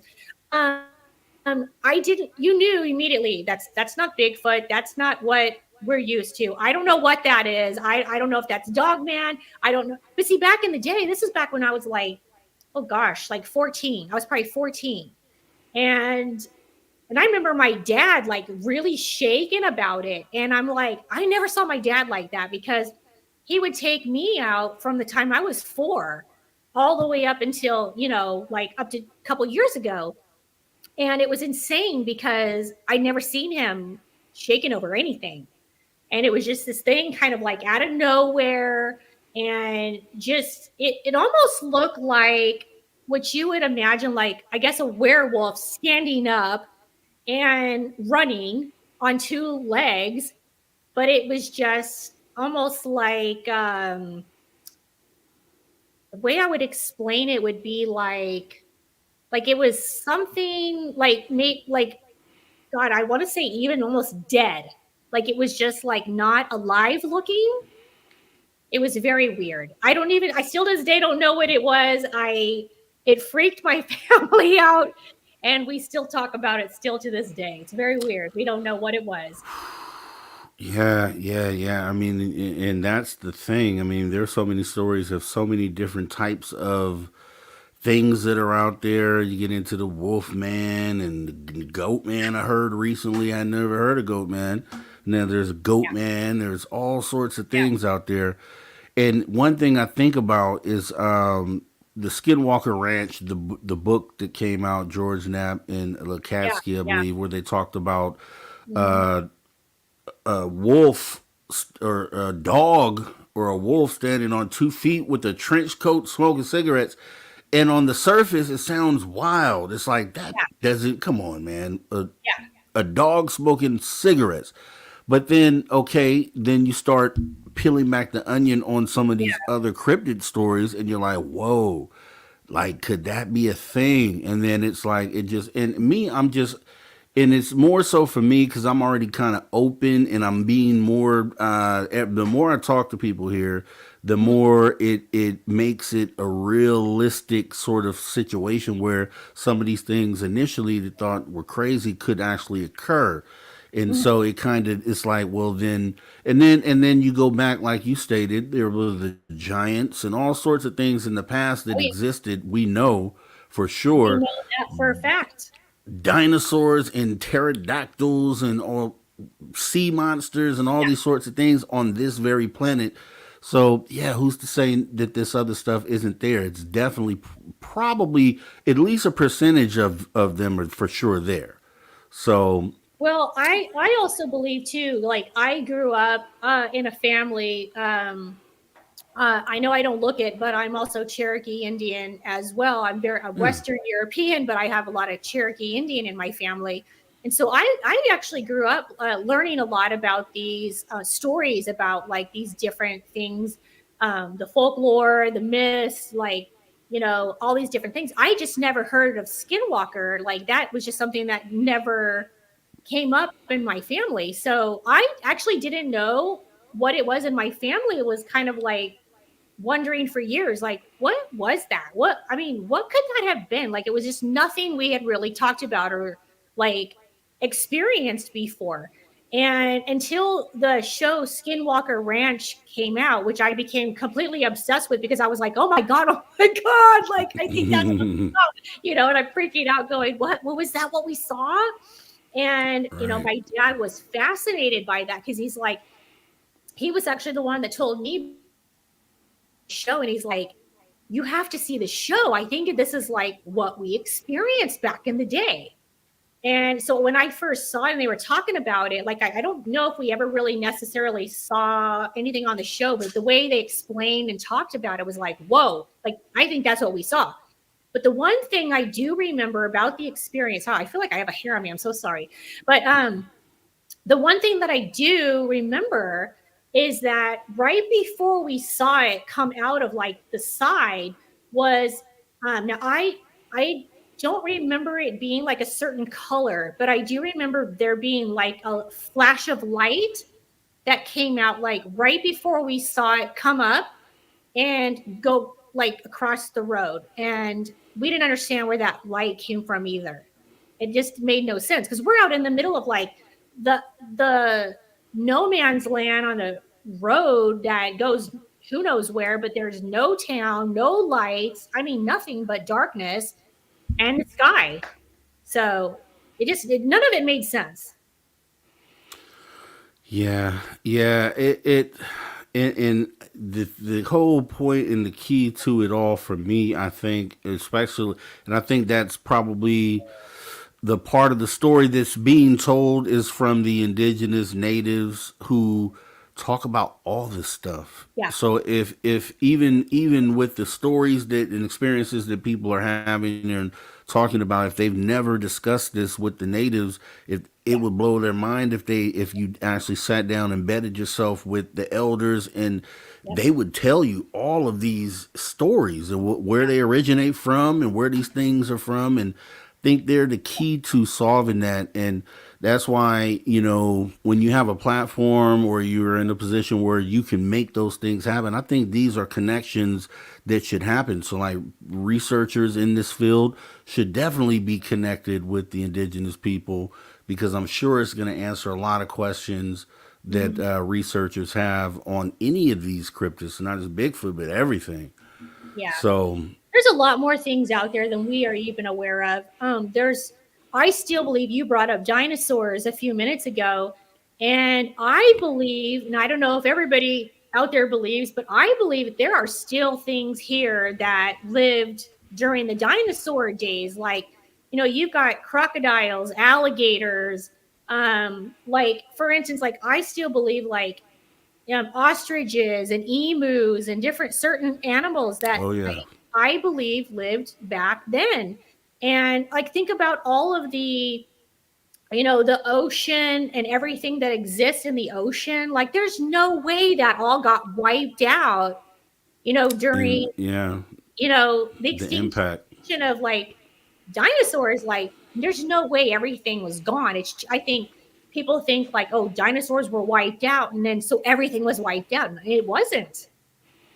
No, like you said, we have crocodile. We have proof of things that definitely made it through, Oh yeah. and along with those ostriches and emus, which are definitely the weirdest things. I mean, you could see the dinosaur in them. Those are definitely dinosaur, Right? I for believe that sure. too. Yeah. And I've said this on this show as well. The planet we be looking out into space. We want to know everything that's out there, and we have scientists, there, astrologists that are looking hundreds of light years out there when we don't even know what's happening on this planet.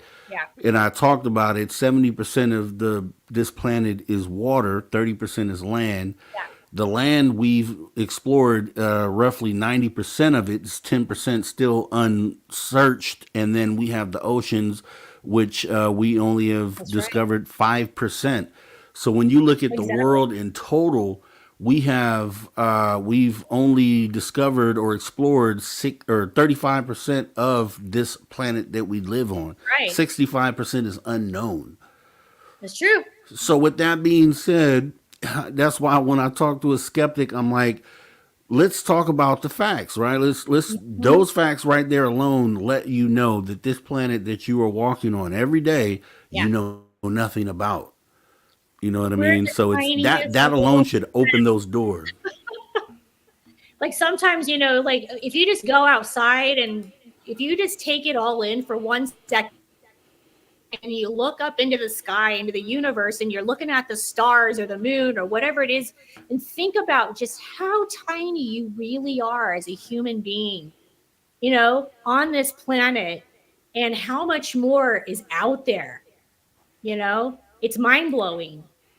Oh yeah. Oh yeah, I talk about it all the time, and it's just I don't ever want to, unless I've had an experience, I don't want to lean on one side or the other. Depending, I think everyone should stay sort of in the middle, even if you've had the experience, because evidence could show you, lead you one way or the other. So it's Mhm. it's good to kind of be in that sweet spot. So for skeptics though, I like to present these things and have these conversations in a way where a skeptic can be like, ah, you know what? That makes sense. Yeah. Open minded skeptic shouldn't have a problem with hearing this information that we're talking about, looking at what's plausible and what makes sense using logic, and then coming to a determination that, wow, yeah, you're right. There Mhm. are things that we don't understand. And I Yeah. think if you at least get that, then we've begun the conversation then. You know what I mean? For Well, everyone. and taking it back just a second, like, you were asking earlier about proof and what people have found with like the whole Bigfoot situation. I mean, we have footprints literally from all over the country and in other parts of the world. We actually have DNA that they cannot say it's anything else. You know what I mean? Like, think about that. People are out there looking for Bigfoot, finding evidence, turning that in. I mean, I can't tell you how many people turn in scat. I mean, Yeah. that's probably like the number one thing people are like, oh, I found some scat. I'm going to turn it in. But like Bigfoot hair, okay, there's Yeah. DNA that people have actually found. And when the scientists are testing this and it's coming up like nothing that we know. Okay, if it's Bigfoot or not, It's it's still something we don't something know. out there that we don't know. Yeah. So Maybe it's what do you Bigfoot, think maybe the it's goal something for else. what do you think their reasoning for that is? If they're sitting there, they're like, "Oh my gosh, this is something we don't know, but hey, let's keep it quiet." Do you think that they Well, are just trying to keep it from us, or no, I really I do believe that there are real scientists out there that are waiting for that real proof of like, okay, this is Bigfoot. But the fact of the matter is we don't know Bigfoot DNA. Like human DNA, you can test, it's human DNA. Okay, that's simple. We exist. We know we exist. So when people bring in DNA, and let's just say it is Bigfoot DNA, but they have nothing to compare it to or find it in the system showing that it's Bigfoot, they have to say it's of unknown, you know? So right? I think until someone actually has, like, I don't know, maybe, I hate to say it, but a Bigfoot body, which I don't think is ever going to happen, but you never know. Um, I mean, who knows? Maybe there's never going to be that evidence for us to say 100% now we know because we know that Bigfoot exists. There's a lot of us out there that already know Bigfoot exists. There's a lot of people who want to find Bigfoot and look for years and years and years and never see a thing.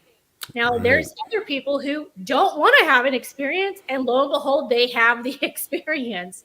So it's not like you can just say, "I want to have the experience. I'm gonna go. It's gonna happen." Your odds are really more against you of finding Bigfoot. It's more like Bigfoot's going to find you. I've heard that too. Now we have a few questions from the audience. I had Dino. Let me see. Mhm. Okay, Dino Bravo fan asking, "Hey Jackie, do you think a Bigfoot could be domesticated?" I actually do believe that Bigfoot is very much like a human in the domesticated way of living in the woods. They live like us, they make homes like us, they find food like us. They very much are. I don't know if you're necessarily asking me if they live like that or if they could end up being more like us. I don't think they could live like us. But Yeah. in the woods, they have families. Like, for instance, I have had experiences with other Bigfoot researchers who have seen the female who have the breasts. And some people have even gone as far as saying they have seen the female breastfeed. Mm. So, I mean, when you think about it, like they have their own language, they make homes out in the woods or caves or whatever it is they're looking for. for to stay away from people, for warmth, for whatever it is that they need. I actually believe that Bigfoot, Sasquatch, whatever you want to call it, I believe that they are um, okay with the cold. I don't really feel like they're always looking for like they need the warmth. I think they're just looking for like a place to kind of go to and lay down. I actually do believe that they move around quite a lot. I don't think that they find a home, make it their home somewhere in the woods, and that becomes their home forever. I think they're always on the move. All right. And then we have that was a great question. We have another great question here. Wildberry Candy Co. asks, do you worry that if you're able to prove the Bigfoot are real, that they will be hunted? Great question. Well, they're already being hunted. So there's a lot of people out there who want to hunt and kill a Bigfoot. So I don't think it's going to take Bigfoot being found as being real. Um, right now, even those people who, don't have that proof are out there to kill a Bigfoot. So I don't think it's going to change who you are as a person. I think you're either going to have that respect for Bigfoot and its own living space, which is, out in the woods or wherever it is, it's living in the world, or you are that person that's going to go kill a Bigfoot. So I don't think that's going to change even if we prove that it's there. You are who you are. Okay, great answer. And then we have Cosmic Joe Chronicles asking, do you think the Todd Standing documentary Discovering Bigfoot is real? I don't know if it's real, but a lot of people send me footage, so I see so much footage that it's hard for me to remember all the footage I've seen. But I will rewatch that and I will let you guys know what I think about that. But is that the new one? Is that the new one that recently just came out? Because I'm trying to remember if I just saw that or if that was. I am unfamiliar with this one. But I'm not 100% sure about that. Sorry, I don't know if that's real or not. But I do 100% believe that there are a lot of people out there, especially now. If you think about it like this, I don't care who you are, everyone in the world, we're all walking around with cameras. We're all walking around with video cameras. Okay. At some point, you have to believe that someone is going to catch a real Bigfoot. I believe Yeah. it's already been done. I believe it's going to happen again and again and again. So eventually, people are going to start realizing that there really are real, pictures and video footage because we all have them. I mean, they're super glued to our hand. Yeah, and I said the same thing about the most recent one that they showed from the train, if you recall that one. Oh yeah, yeah, yeah, yeah. So, and a lot of people immediately were like, "Oh no, that's not." I'm like, okay, well, I think what should be done is let's receive the data, Yeah, let's kind of vet it and process the information, and then throw it away if it's no good. Because when we rush to judgment, I yeah. think that's where a lot of the good data just gets tossed aside, and very good, valid data. You know That's what I right. mean? So Yeah. hopefully we take that path. But we had the last question here from River Morris. Says, Jax, are you aware of what the woolly mammoth was heard trumpeting in Siberia? Recently? Were they talking about recently? I'm Yeah, not sure if people are aware, but the woolly mammoth has been cloned. Uh, right. I don't know where it is. I don't know if they're letting it roam. I don't know where it exists. I just know that it has, in fact, been cloned. Yeah, I know they were talking about it, so they finally done it. Wow. Yeah. And my thing was, if they've done that, the things they imagine things they haven't told you about that they've Oh, cloned. let me tell you something. We don't even know probably like 1% of things that the government hides from us. Okay. So there's so many things that are going on with cloning. with aliens, with UFOs. I mean, you have to know that if you're in this field, you hear a lot of things. I'm very well connected in the UFO community, with the Bigfoot community, with friends in the government. I actually work for the government, but in a different way. But a very close friend that was in the FBI, and they tell you things. You know, you hear a lot Right. of things that the rest of the world never hears about, and you can't really talk about. So, you got to be careful what you say. They just don't want us to know everything. They just don't. But you got to know that, okay, back in, like, I don't know what year it all really started, but I would say that the government was very aware of aliens, UFOs in the first world wars. Right. Definitely. Definitely were instances, David Grush alluded to the 1933 Yeah. Italy UFO retrieval. So, with that being said, we'll end it on this a question I have. As far as confirmation or disclosure goes for the UFO phenomena, where do you see it happening anytime soon? Do you think we're on the way to doing that? And then, secondly, what do you wish for humanity on the back end of that? Where do you hope that we go once we get to this disclosure or confirmation process? All I want really is for us to finally know some truth. You know, I feel like the government likes to hide things from us, and they do it way too long. There's way too many people now who are, educated on this. We all know the government's out. They've admitted this is going on. And I would just like to see maybe that the fact that we can finally realize that these are beings that have been around us our whole lives, even way before any of us existed. And they've done nothing to us. I mean, we have stories of them living in the ocean where I live. They go in, they come out, they come in the mountains, they come out the Yeah. mountains. And I actually do believe that they just want peace for us. They don't like the fact that we are very technology. Yeah. I do Yeah. know that much. I can tell you that. I do know that. All right, well, that's awesome, Jacque Harmon. Totally been a pleasure talking to you tonight. I It's mean, been a it's pleasure to be here. obvious you're going to be in Reno. So from what we've heard, so we know we'll see you there. I'll be But there. where else can people find you and find your work?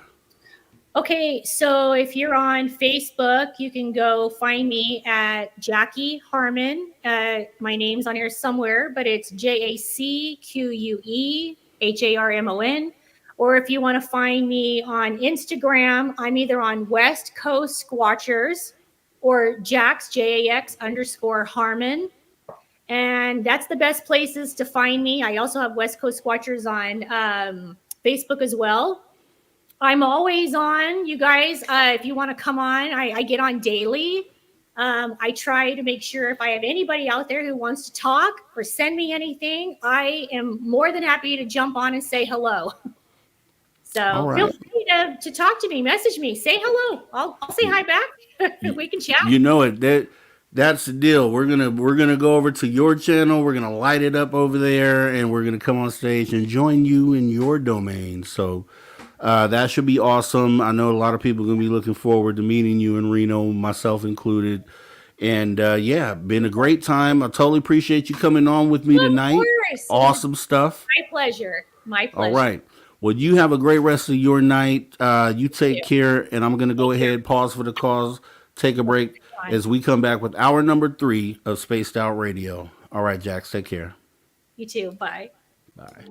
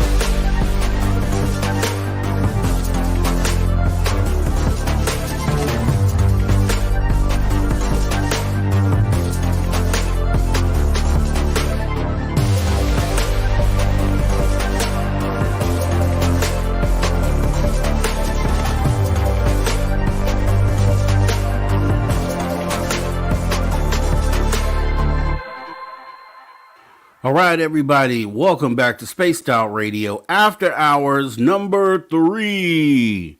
With me, your host, Mr. Rob G. Want to once again thank our wonderful guest for tonight, Jacque Harmon, for coming in and spending time with us tonight. I think it was pretty awesome. Like I said, this is Sunday, fun day. We're getting ready to jump into the work week. No, it's going to be a great week for everybody out there. I definitely want to make sure that we leave the show feeling really good about what we're doing and what we've done, right? Make sure the conversation mattered and make sure that we, understand that these are all things that we're trying to figure out. So regardless how you look at the topic of Bigfoot or cryptids, and, maybe you're not at the point where you buy into that part of it yet, and that's fine. It's going to be a different process for everyone getting to that point. And I know this because of the process that I've been going through myself, and where I've come from, from the point of having my own experiences, gathering receipts of my own that kind of pretty much only point to one thing, that there's something strange going on out there that we do not understand. And the things that we thought were impossible are actually possible. That's why on my show at the Social Dig, I do a segment called Science Fiction to Science Fact, right? Because a lot of the things that were considered science fiction, were written as science fiction, or that we held on to as things that we could only imagine or experience through movies and things of that nature, are actually things that are happening in our real reality, right? Just blows my mind every time I think about that, right? So what we're going to do is continue with our night tonight.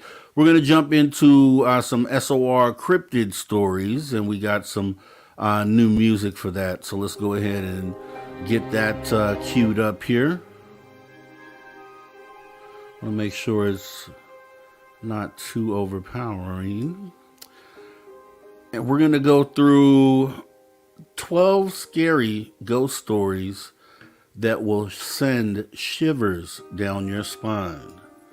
I'm not just saying that. That's what the title of this article is. And we're going to jump through some of the ones, the stories that we're able to talk about here. Some of them get a little dark, and we will be skipping over those. But 12 real ghost stories that will send shivers down your spine. I'm going to go ahead and get into the first one of the night. First one is titled The Little Hands. All right. These are stories that have been submitted by different people. This is not phantomandmonsters.com. This is a totally different site. And let's see what they're talking about here. So, The Little Hands. I've never lived in a haunted house, but my mother did as a teen, writes reddit.com user Patented Spacehook, recounting a true event. Other houses on her street had strange things going on too. A few homes away from her lived a family. One night, the daughter went to bed with a bad headache. The next day, she was dead. She passed away from an aneurysm. After her funeral, the family went away to get their minds off the tragedy, and the father asked my uncle, my mom's brother, to check on their pets. My mom and dad, who were dating at the time, went with him. My mother had heard there was a grand piano, and she wanted to play it. My dad was studying to be a veterinarian. After entering the house, my uncle and my father headed to the basement to see the animals, and my mother went to the piano on the ground floor. She was playing it when she felt something brush her ankles. She thought a cat must have left the basement and walked past her. She kept playing, and then she felt it again. She looked under the piano and saw nothing. When she started again, she felt hands clasp her legs tightly. She dashed to the basement door, calling my uncle and father, and waited for them. Back outside, my uncle could tell my mom was rattled and asked what was wrong. She told him what had happened, and he turned white. He told her daughter who had died, he told her the daughter who had died used to play a game with her father. When he played the piano, she'd crawl underneath, grab his ankles, and push his feet up and down on the pedals. Wow. Pretty creepy story. All right, we talked about the whole ghost realm, the whole paranormal side of this, and we've shown receipts that there's something to the other side. So that makes that story right there even more compelling and more realistic. Real, it's kind of scary when you think about it. I'm thinking about it and I'm getting chills, right? So the next story that we're going to go over that we have here is called The Phantom Patient. Okay. So the Phantom Patient. The ambulance company that I used to work for had a haunted ambulance, Rig 12, recounts reddit.com user Zerbo. A lot of EMTs had stories about it, but I never put much stock in paranormal stuff. That is, until I had my own experience with Rig 12. My partner and I were working in a rural community at 3 a.m., and it was pitch dark and completely quiet. We were both dozing. I was in the driver's seat, and she was in the passenger seat. I woke up to a muffled voice, but I thought my partner was talking. I told her I was trying to sleep and closed my eyes. I distinctly heard a male voice say, "Oh my God, am I dying?" Followed by a few seconds of heavy breathing. My partner and I sat up straight, looked back into the patient compartment where it sounded like the voice had come from. Things were quiet for a couple of seconds. Then we heard the click of an oxygen bottle regulator and a hiss as if it was leaking. I turned on the lights and we ran out of the rig. I thought a transient might have climbed in while we were asleep, so we opened the rear doors. No one was there. I checked the oxygen bottles. Neither was opened. We really didn't sleep much after that. Wow, okay. That's pretty freaky. I could say that's a pretty freaky story there. The next one that we have on this list is called The Impish Ghost. My neighbor Diane and I had a playful poltergeist for years. We called it Billy. So begins Reddit.com user Abyss Alibi. In their real life ghost story, I'd come home and find something put in a weird place. Milk in the cupboard. Toilet paper in the fridge. Laundry detergent in the bathtub. Diane once called to ask if Billy had been around because she couldn't find a gallon of milk.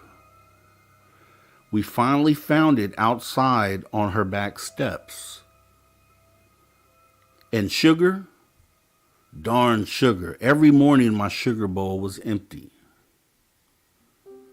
When I had enough, I would point to Diane's home and yell, "Go see Diane." Within 5 minutes, I get a call from her. "Thanks a lot," she'd say. He'd gone and pulled shenanigans at her place. This occurred for the entire 2 years we lived there. No one believed us, not even our husbands. My mother thought someone was stealing from us when we were sleeping or out of the house. My sister believed something was going on, but didn't know what. I still can't explain any of it. I don't know if anyone else has had anything like that happen. I haven't had anything missing, or except for like the remote that was there that you know was there, and you look and it's gone, and then you look all around the house, and then you go back to where you started and it's sitting right there. So I don't know if that's paranormal related. We talked about that earlier. It could be. I don't know. Okay, the next story we're jumping into, and this is 12 real ghost stories that will send shivers down your spine. So the next story we get to is The Eerie Addict. All right, before Reddit.com user Digsdog got down to recounting their scariest of ghost stories about living in a place that was obviously teeming with honest-to-goodness members of the spiritual world. They pointed out the irony of ghost stories that begin with the phrase, "I don't believe in ghosts, but..." After all, no matter how a ghost story begins, it always hinges on the notion that, come on, of course we believe in ghosts. A few years ago, I moved into a one-bedroom apartment in Melbourne, Australia. They went on to recall, it was my first time living on my own. The apartment block had been built in the 1930s. I'd been there for a few months when I came home from work one day and went into the bathroom. I saw something strange. A wooden board which had covered a hole in the ceiling that led to a small attic space lay fractured in two pieces on the ground. I examined the pieces. The board was an inch thick, and it would have taken Bruce Lee to break it. I thought the landlord had sent someone to work on the attic. I was frozen stiff with fear. Someone is up there for sure, I thought. This sounds crazy because that's how I felt with my shadow person walking across the roof. So, wow. I emailed pictures to the landlord asking if anyone had been there. With an undertone of annoyance, since she hadn't warned me, her reply read, "Please call me as soon as you are able to." I called, and she explained that her last two tenants had said the same thing happened. She promised to replace the board, and she did. A month later, I woke up one night around 4 a.m. My body was covered in goosebumps. It felt like something was rubbing his or her hands on me. Everything was silent, but then I heard a dragging sound coming from above my bed. It was as if someone was pulling a sack of potatoes. I froze, convinced someone was up there. There is no way an animal can make that sound. After 5 minutes, I worked up the courage to turn on the light, armed myself with a cricket bat, and walked into the bathroom. That's when I saw the new board covering the hole was broken in two. I felt sick. The dragging sound had stopped, but I heard something else whispering. The sound was clear and coming from the attic. It sounded like children's voices, and I could hear one sentence repeated over and over. It's your turn. It's your turn. I switched on every light in the apartment to make things feel normal. It was 5 a.m. and dark outside. I watched TV to try to unwind, then a fuse blew. My pet budgie Dexter, whom I kept in the kitchen, usually never made a sound at night. But he started squawking like he had been strangled. I never heard him make those sorts of noises. He was screaming. I grabbed my car keys, ran out, sat in my car, and waited there until the sun come up. And just so everyone knows, a budgie, from what I understand, I believe is a parakeet, is what most of us know as a parakeet. When I saw people walking their dogs, this comforted me enough to go back in. The front door was open, but I figured I might have forgotten to close it when I ran out. I went to the kitchen to check on Dexter, but he wasn't in his cage. I felt sick again. All my windows were closed, so I looked everywhere inside. When I walked to the bathroom, I heard splashing. Dexter was half drowned in the toilet. I took him out, washed him, and dried him. I was so confused. At 8 a.m., I called the landlord and gave her a watered-down version of the night. "Oh, wow, you heard the whispering too," she said. I stayed in that apartment for another 18 months. I heard the whispering on a few occasions, and twice the board covering the hole in the ceiling moved. Although I lived elsewhere now, the landlord recently called. She said that her new tenants had begged to speak with me about some stuff that's been going on there. Forget it. It's their problem now. Whoa, okay. Pretty creepy, right? Pretty creepy. Some of that stuff resonates with me, and it's weird. Because if I read this story before I had my experience, I don't know if it would feel the same way to me. Next story we have is submitted. It's called The Boy with No Eyes. One night when I was 10, I was woken up by my bedroom door opening, followed by someone sitting on my bed. I felt my leg grazed and the bed sink under a person's weight. It's just Mom, I thought, and I opened my eyes. It was not Mom. I found an eyeless boy. He had black, empty sockets, about my age, sitting at the foot of my bed.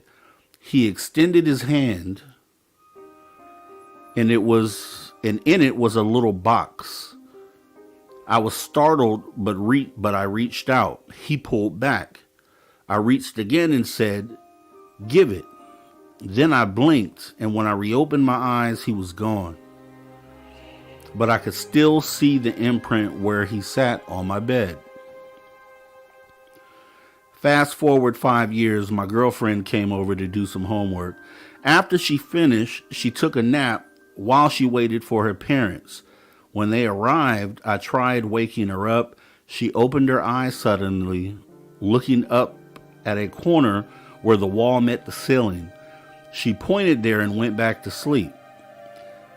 I shook her again. She came to full consciousness, and I explained what she'd done. She looked haunted. Up on the wall, I saw a little boy with no eyes. He was there in a Spider-Man pose, staring at me. I freaked out and I told her my story about the same kid. Fast forward another 5 years. I was with the same girlfriend and we had a 2-year-old. We were living in my parents' house in my old room. My daughter started waking up at the same time every night and she'd talk. After a while, I noticed she had almost the same conversation every night. I playfully asked her once whom she was talking to. She said, "It's a little boy. He's nice. He's lost and looking for his mommy." My daughter's nightly conversations continued until we got our own place later that year. Okay. I think these are standing up. Pretty creepy stories. So, next one we have here is the Red Lady of Huntingdon College. This is a short one. Here's a story that dates back to 1910, but almost any student at Huntingdon College in Montgomery, Alabama should recognize it. That's because the events that led up to it are said to have actually happened. As the story goes, in 1910, a young woman who was new to the school was known for her love of the color red. Sadly, she was also known for being strange and a loner. As the first term got underway, the young woman grew increasingly isolated. Eventually, she took her life by slashing her wrist. Her body was discovered in a red gown drenched in blood. From then on, students and faculty have been reporting sightings of a young woman dressed all in red. She's appeared all around the college's campus. The figure, dwelling in perpetual isolation, is often cited as a reminder of the importance of being kind to one's peers. Right, next story is the Ashley Street Ghost. Huntingdon College is just one of many haunted colleges in America, each with its own ghost stories. The next true tale comes from the University of Michigan in Ann Arbor. The haunting happened in 1972 at a party hosted by University of Michigan students living on Ashley Street. A 15-year-old girl who probably had no business being there in the first place suddenly felt a strange, bone-chilling cold, according to the Michigan Daily. In an attempt to warm up, she went upstairs because heat rises, we guess. That's when things really went awry. One of the walls in the house started moving, and a black shadow approached the girl. Meanwhile, downstairs, posters were spontaneously popping off the walls and falling into a growing pile on the floor. The girl wandered back downstairs, where she found herself saying these strange words: "The drugs and addiction were my fault, and I accept responsibility for that. But I was not that way deep down inside. I want to apologize to everyone involved for what I have done." What made those words even stranger was that the girl did not do drugs, let alone have an addiction. Her words didn't seem all that strange to students who lived in the house, though. Before they moved in, the house had been inhabited by a man with a very serious addiction. The reason he no longer lived there, he had died of a heroin overdose. Has the ghost of Ashley Street made any more appearances? That remains a mystery, worthy of the most memorable horror stories. Right? I think we have like 4 stories left here. The Ghost Who Came to Play.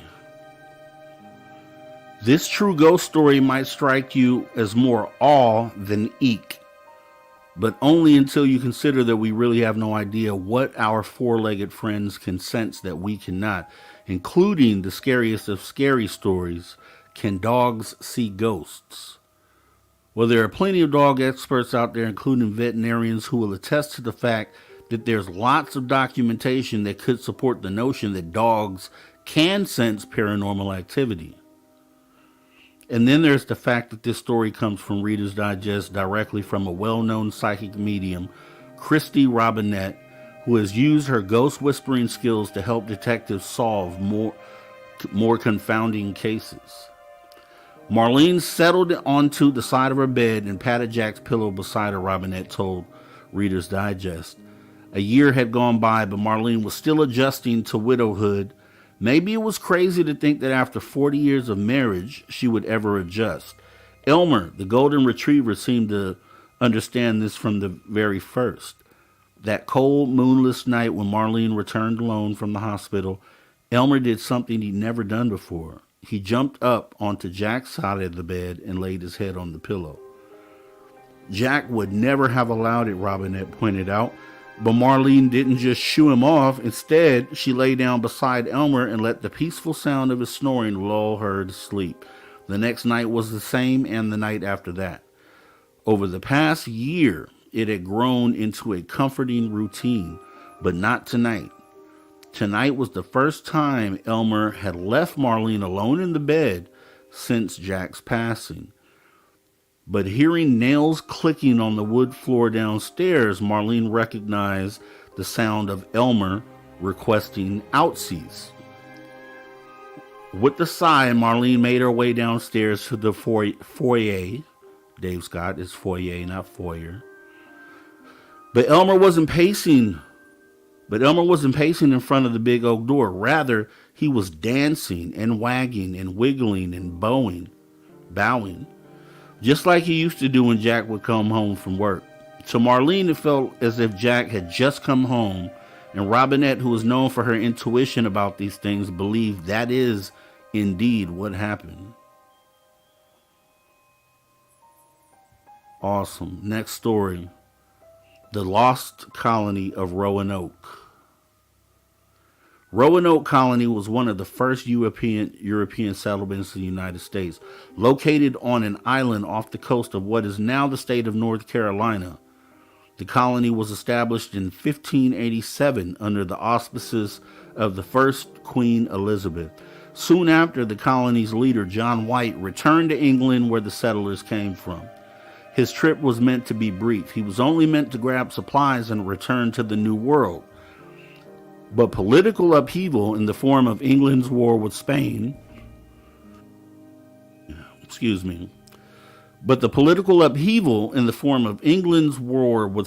prevented White from returning until 1590.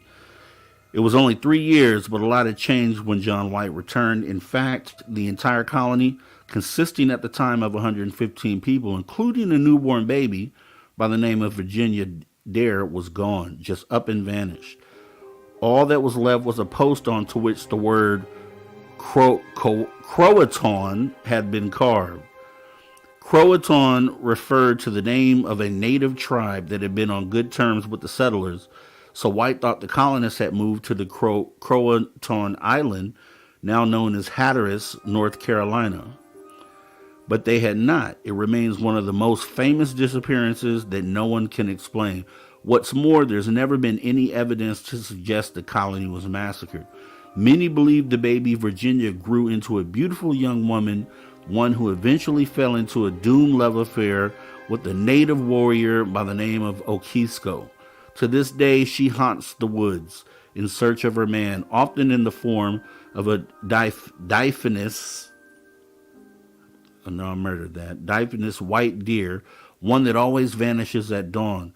According to Encyclopedia, a state encyclopedia maintained by the North Carolina Government and Heritage Library, longtime residents of the island have no doubt that the identity of the phantom deer is the ghost of Virginia Dare.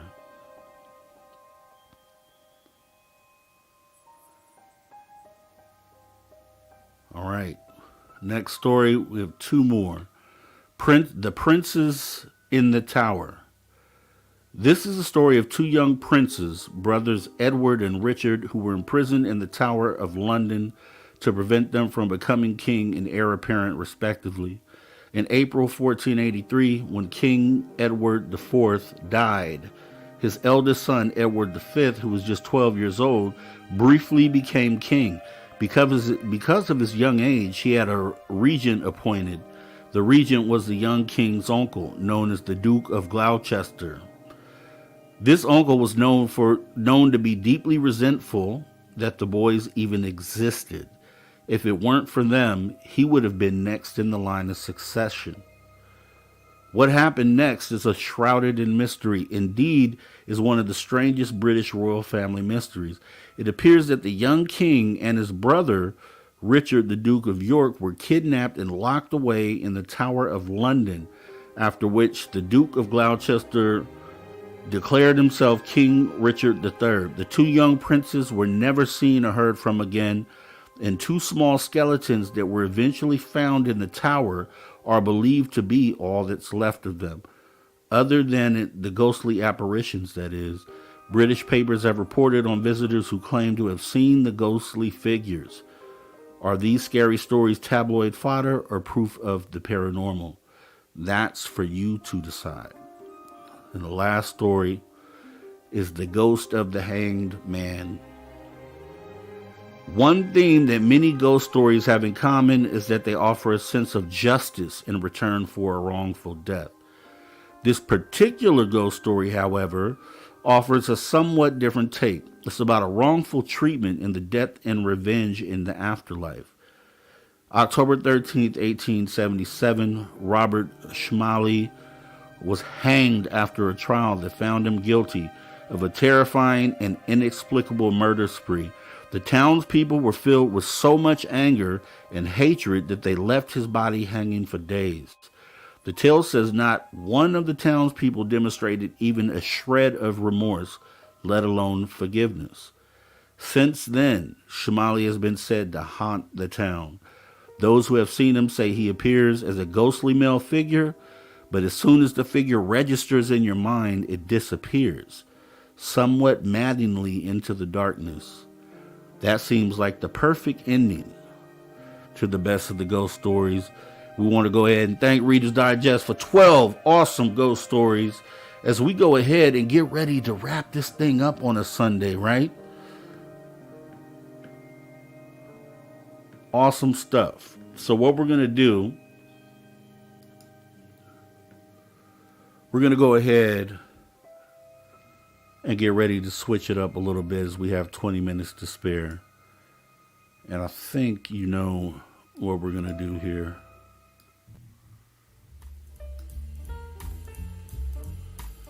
That's right. Spaced Out Radio Trivia is how we're going to end off the night. What other way could we do it? Scary stories, right? So let's switch it up, right? What they say, my kids say Care Bears, Care Bears, Care Bears. Whenever they get into these spooky, scary stories, then they have to turn the TV to something lighthearted and something that they can laugh at in order to get out of that mindset. But so that's what we're going to do tonight. We're going to go ahead and switch it up. Scary stories.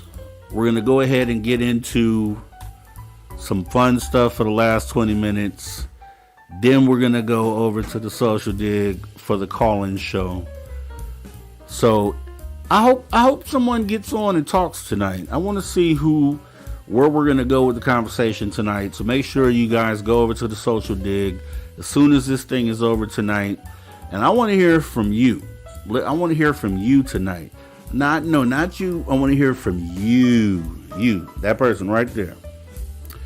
All right. With that being said, I got a couple things. What I'm going to do is I'm going to take some of the stuff that we have already done, but I have some other stuff mixed into this. So we have a few random, actually spaced out radio related questions.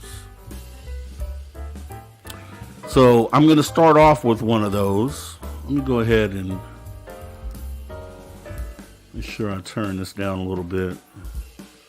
And let me set up the trivia, guys. Just kick back for a minute.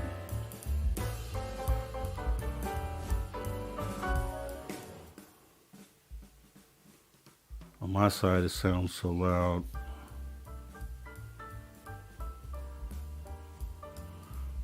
Okay, we're good there. All right. So, actually, let me start off with a couple of Spaced Out Radio questions. Let me get my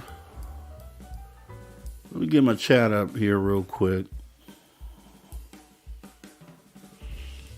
All right.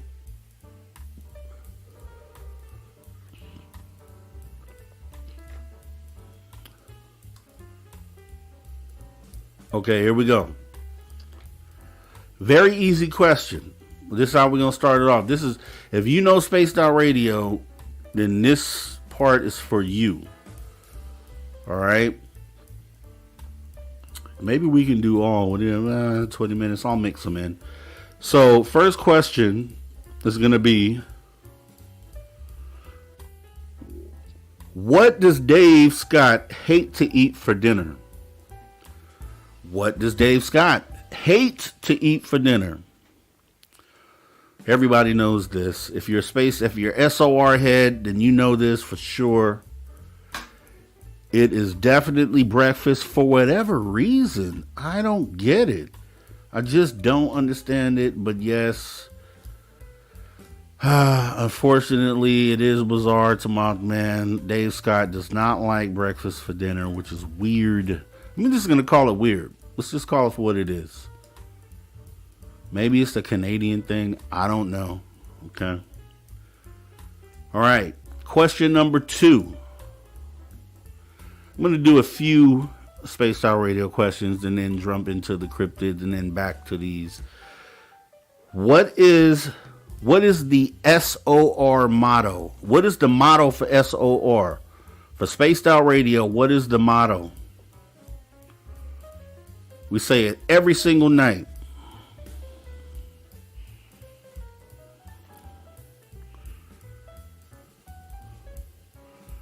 Oh, I think I see what's happening here. Mothman is not playing tonight. He's trying to reclaim that crown. I can see it. We own the night. We own the night here at Spaced Out Radio. If you're new, that's the thing that we do here. We own the night. That's just how it goes down here. 7 days a week, owning the night, right here at Spaced Out Radio. Make sure to hit the subscribe button if you haven't already done so. Appreciate you. Good job, Mothman. All right, next question. What dates are set for this year's SOR fan party? What dates are set for this year's SOR fan party?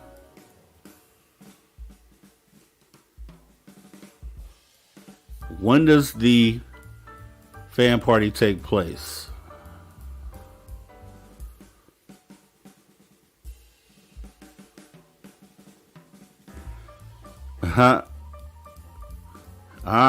Castle Dude.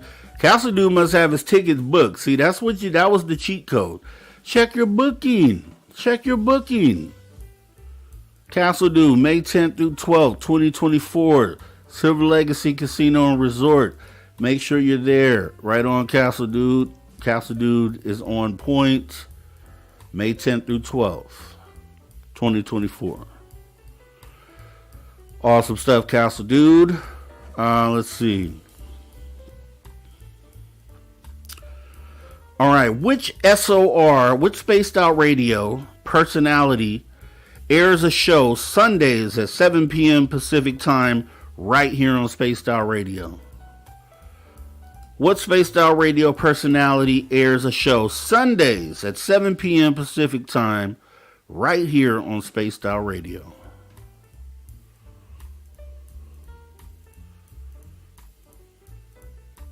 Mothman is crushing it. It is Jessica Jones, the cryptid huntress, who you guys may have seen right before this show tonight. It is definitely Jessica Jones, the cryptid huntress. Awesome stuff, Mothman. Right, I'm gonna do one more SOR and then we'll jump into some of the cryptid other stuff here.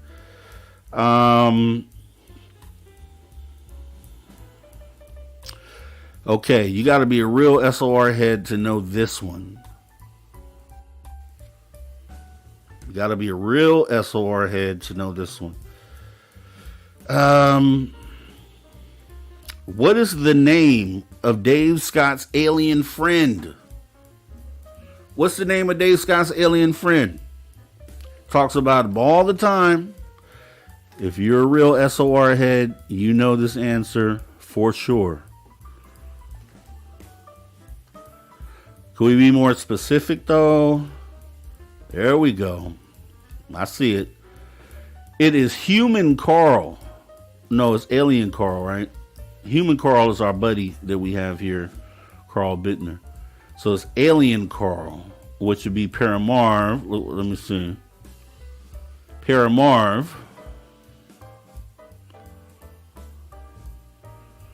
We got to make the differentiation between alien Carl and human Carl. So it's alien Carl. Job Paramarv. Okay.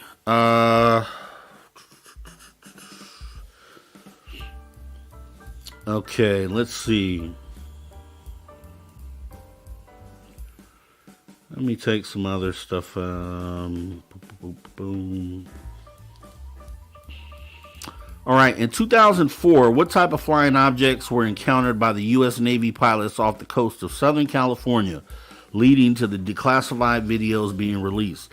In 2004, what type of flying object was encountered by the U.S. Navy pilot David Fravor off the coast of Southern California, leading to declassified videos being released? That would be a Tic Tac, Lex Diaz. That's correct. The Tic Tac UFO, who some people are trying to say is our government tech. I don't buy it at all. I just don't buy it. Let's see.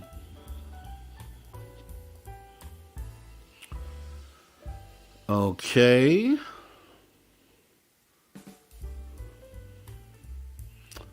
Finding a good one here. What famous space telescope has provided valuable images and data since its launch in 1990?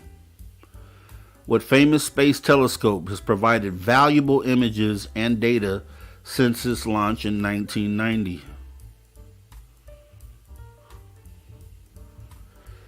That would be the Hubble telescope. That would be the Hubble telescope.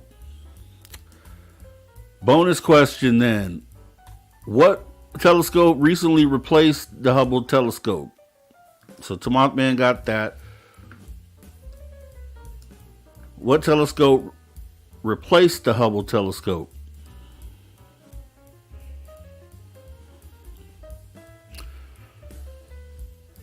All right, Lex Diaz, that is the James Webb telescope, which is unlocking all the secrets of the universe. Now scientists are backtracking on things that they said that they predicted 10 years ago, right? That's why I said science is always changing. They always move the bar. The bar is always being moved with science. So you can't lean on science as a 100% thing because it's always being reevaluated all the time. All right, so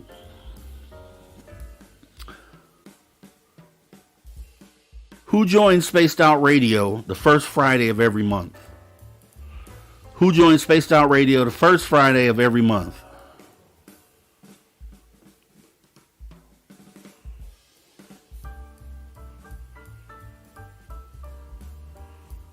Who joins Spaced Out Radio the first Friday of every month?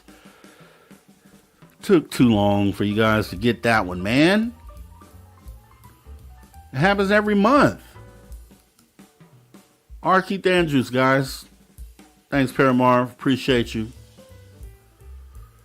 R. Keith. And I'm mixing in the SOR trivia. So you're going, hey, you got to know this stuff. You got to know this is all these answers are easy. If you've watched this show for at least a week, then you would know these answers. What is Courtney Marcassani's segment called? What is Courtney Marcassani's segment called when she appears here on Spaced Out Radio? What is her segment? That's right, Paramore. It is the UFO Report. Formerly Tim Senor. Now it's Courtney Marcassani. And great job, Paramore. Okay. See, switching it up for you. Switching it up. Let's see. Let me pull another one out the bag here.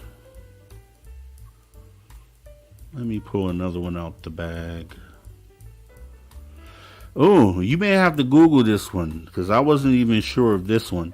This is a cryptic question. In Japanese folklore, what mythical creature is known for its ability to shapeshift into beautiful women to seduce and consume men? In Japanese folklore, what mythical creature is known for its ability to shapeshift into a beautiful woman to seduce and consume men? This is one I was unfamiliar with, but I'm sure if someone wants to look into it, they'll get the answer. We'll give it a second. If not, we will move it on. We will move on. No clue to my man. So hopefully someone gets it, because this, well, either way you're going to get the answer, because I'm going to tell you.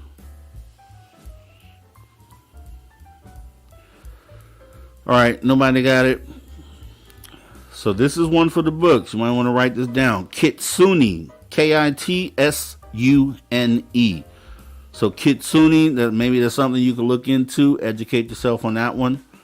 But that is the answer to that question. So moving on.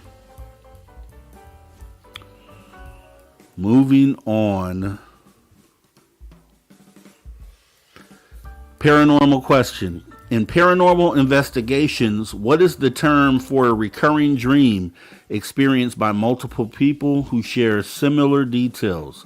In paranormal investigations, what is the term for a recurring dream experienced by multiple people who share similar details? This is going to be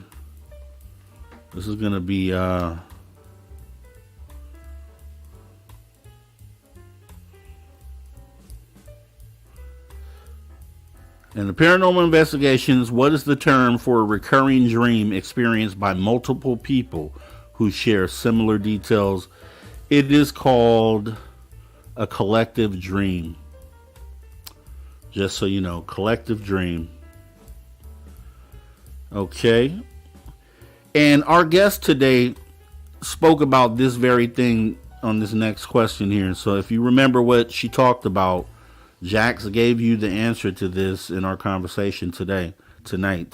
Paranormal question. What term is often used to describe a ghostly apparition that repeats certain actions or behaviors in a specific location? It was an R word that she used. So it could be something old that has been here a while. Could be a...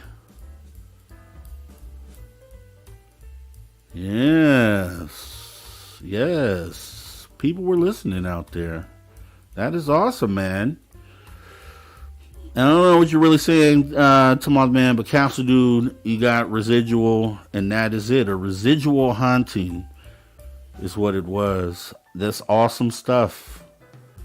That's awesome that you guys knew that. That is awesome. Castle Dude, residual. We will take that.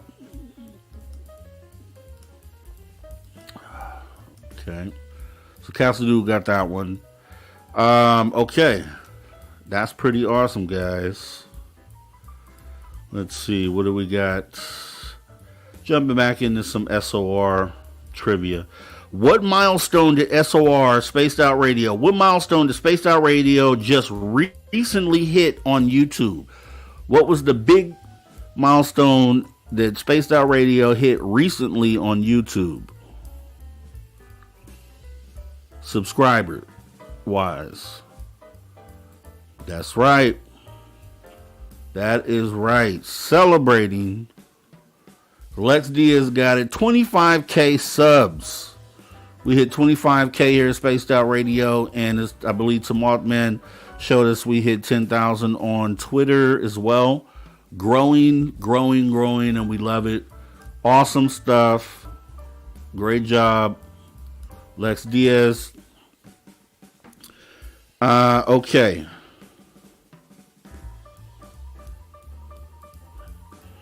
Haha. What's the name of Rob G's show on his personal YouTube channel where we're going to be going right after this? What's the name of Rob G's show on his personal YouTube channel where we're going to do the call-in show, where we sit down and open up the floor for the conversation? That is it, Lex Diaz. The Social Dig is where we open up the floor for you, the viewer, to come in and talk about your experiences. So hopefully we get some of that going on tonight over there at Social Dig. Make sure you guys follow us over there.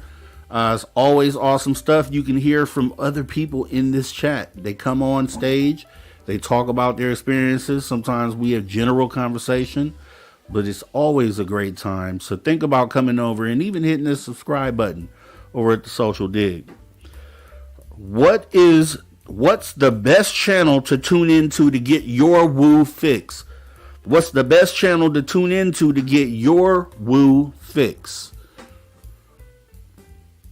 What's the best channel to tune into to get your woo fix? That's right. That's right. We got Lex Diaz with SOR, which we all know what SOR is here. It is short for Spaced Out Radio. The only place where you can own the night. All right. What do we got?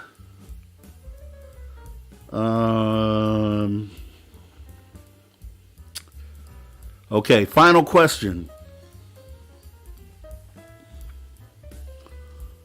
Final question. What is the Spaced Out Radio slogan for the SOR merch store? What is the slogan for the Spaced Out Radio merch store?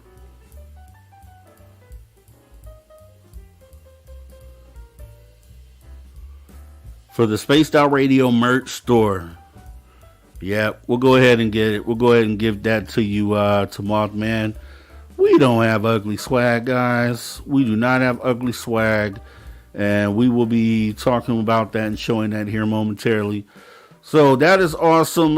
Maybe I can end it on one more. Let me see. One more.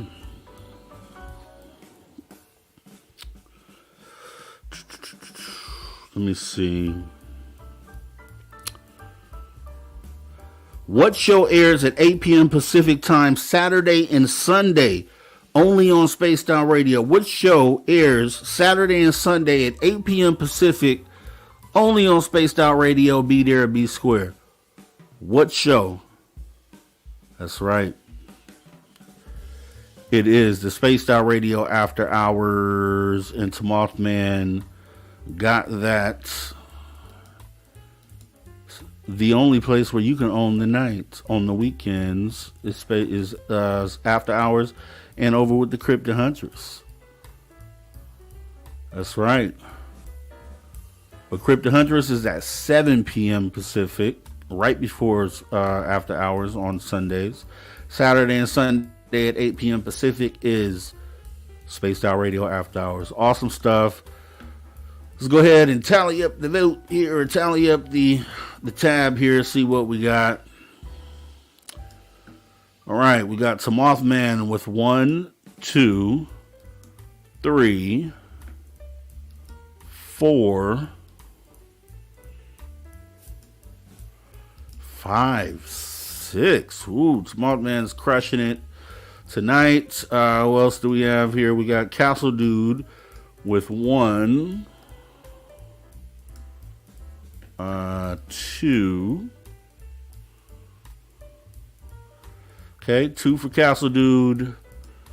We got Paramore with 1, 2, 3. All right.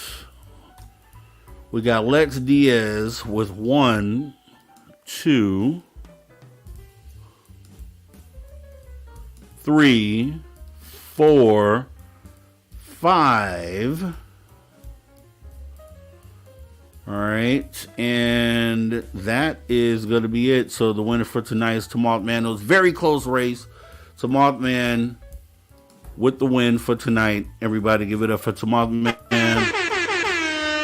Awesome stuff, man. You're back on your game, man. I see that. You got it going on, Mothman. Way to do it. I want to go ahead and really quickly thank our super chatters for the night, which is Aloha Dave and Foxy Joe. Appreciate your support of Spaced Out Radio. Thanks for coming in and supporting everything that we do here. I'm glad to be able to send you guys off like this. Obviously you guys are all space travelers, so think about taking that extra step and join the club. You can join our Spaced Out Radio Space Travelers Club for as little as $5 per month by visiting our Patreon and just joining the club. Hope to see you there. Also, the May Reno trip, May 10th through 12th, as we talked about earlier. It's a little over a month until we get together and meet. Jax will be there, our guest from tonight. Should be really awesome. Next week, 7 days from today, we have Dirty Phil joining us as a guest. Not that you won't see the hands. We're going to see the face and the voice of Dirty Phil joining us 7 days from today. We're going to make it an epic show. You know what I mean? I'm really intrigued to see where we go with that. So with that being said, definitely want to thank all the supporters out there. All across the globe, all our viewers and listeners across the globe. I want to thank you for tuning your frequency to Spaced Out Radio, where we do what we do best, and we do every single day of the week. And what is that, guys? We own the night. See you guys over at the Social Dig for the call-in show, and let's see where it goes. Follow the link. I'm sure the link is in the chat here. And come listen in, at the very least. Maybe even join the conversation. And then while you're there, maybe even consider hitting that subscribe button, because we do this all the time. So with that being said, you guys all have a great rest of your night. See you over there. If I don't, see you next week. You guys take care.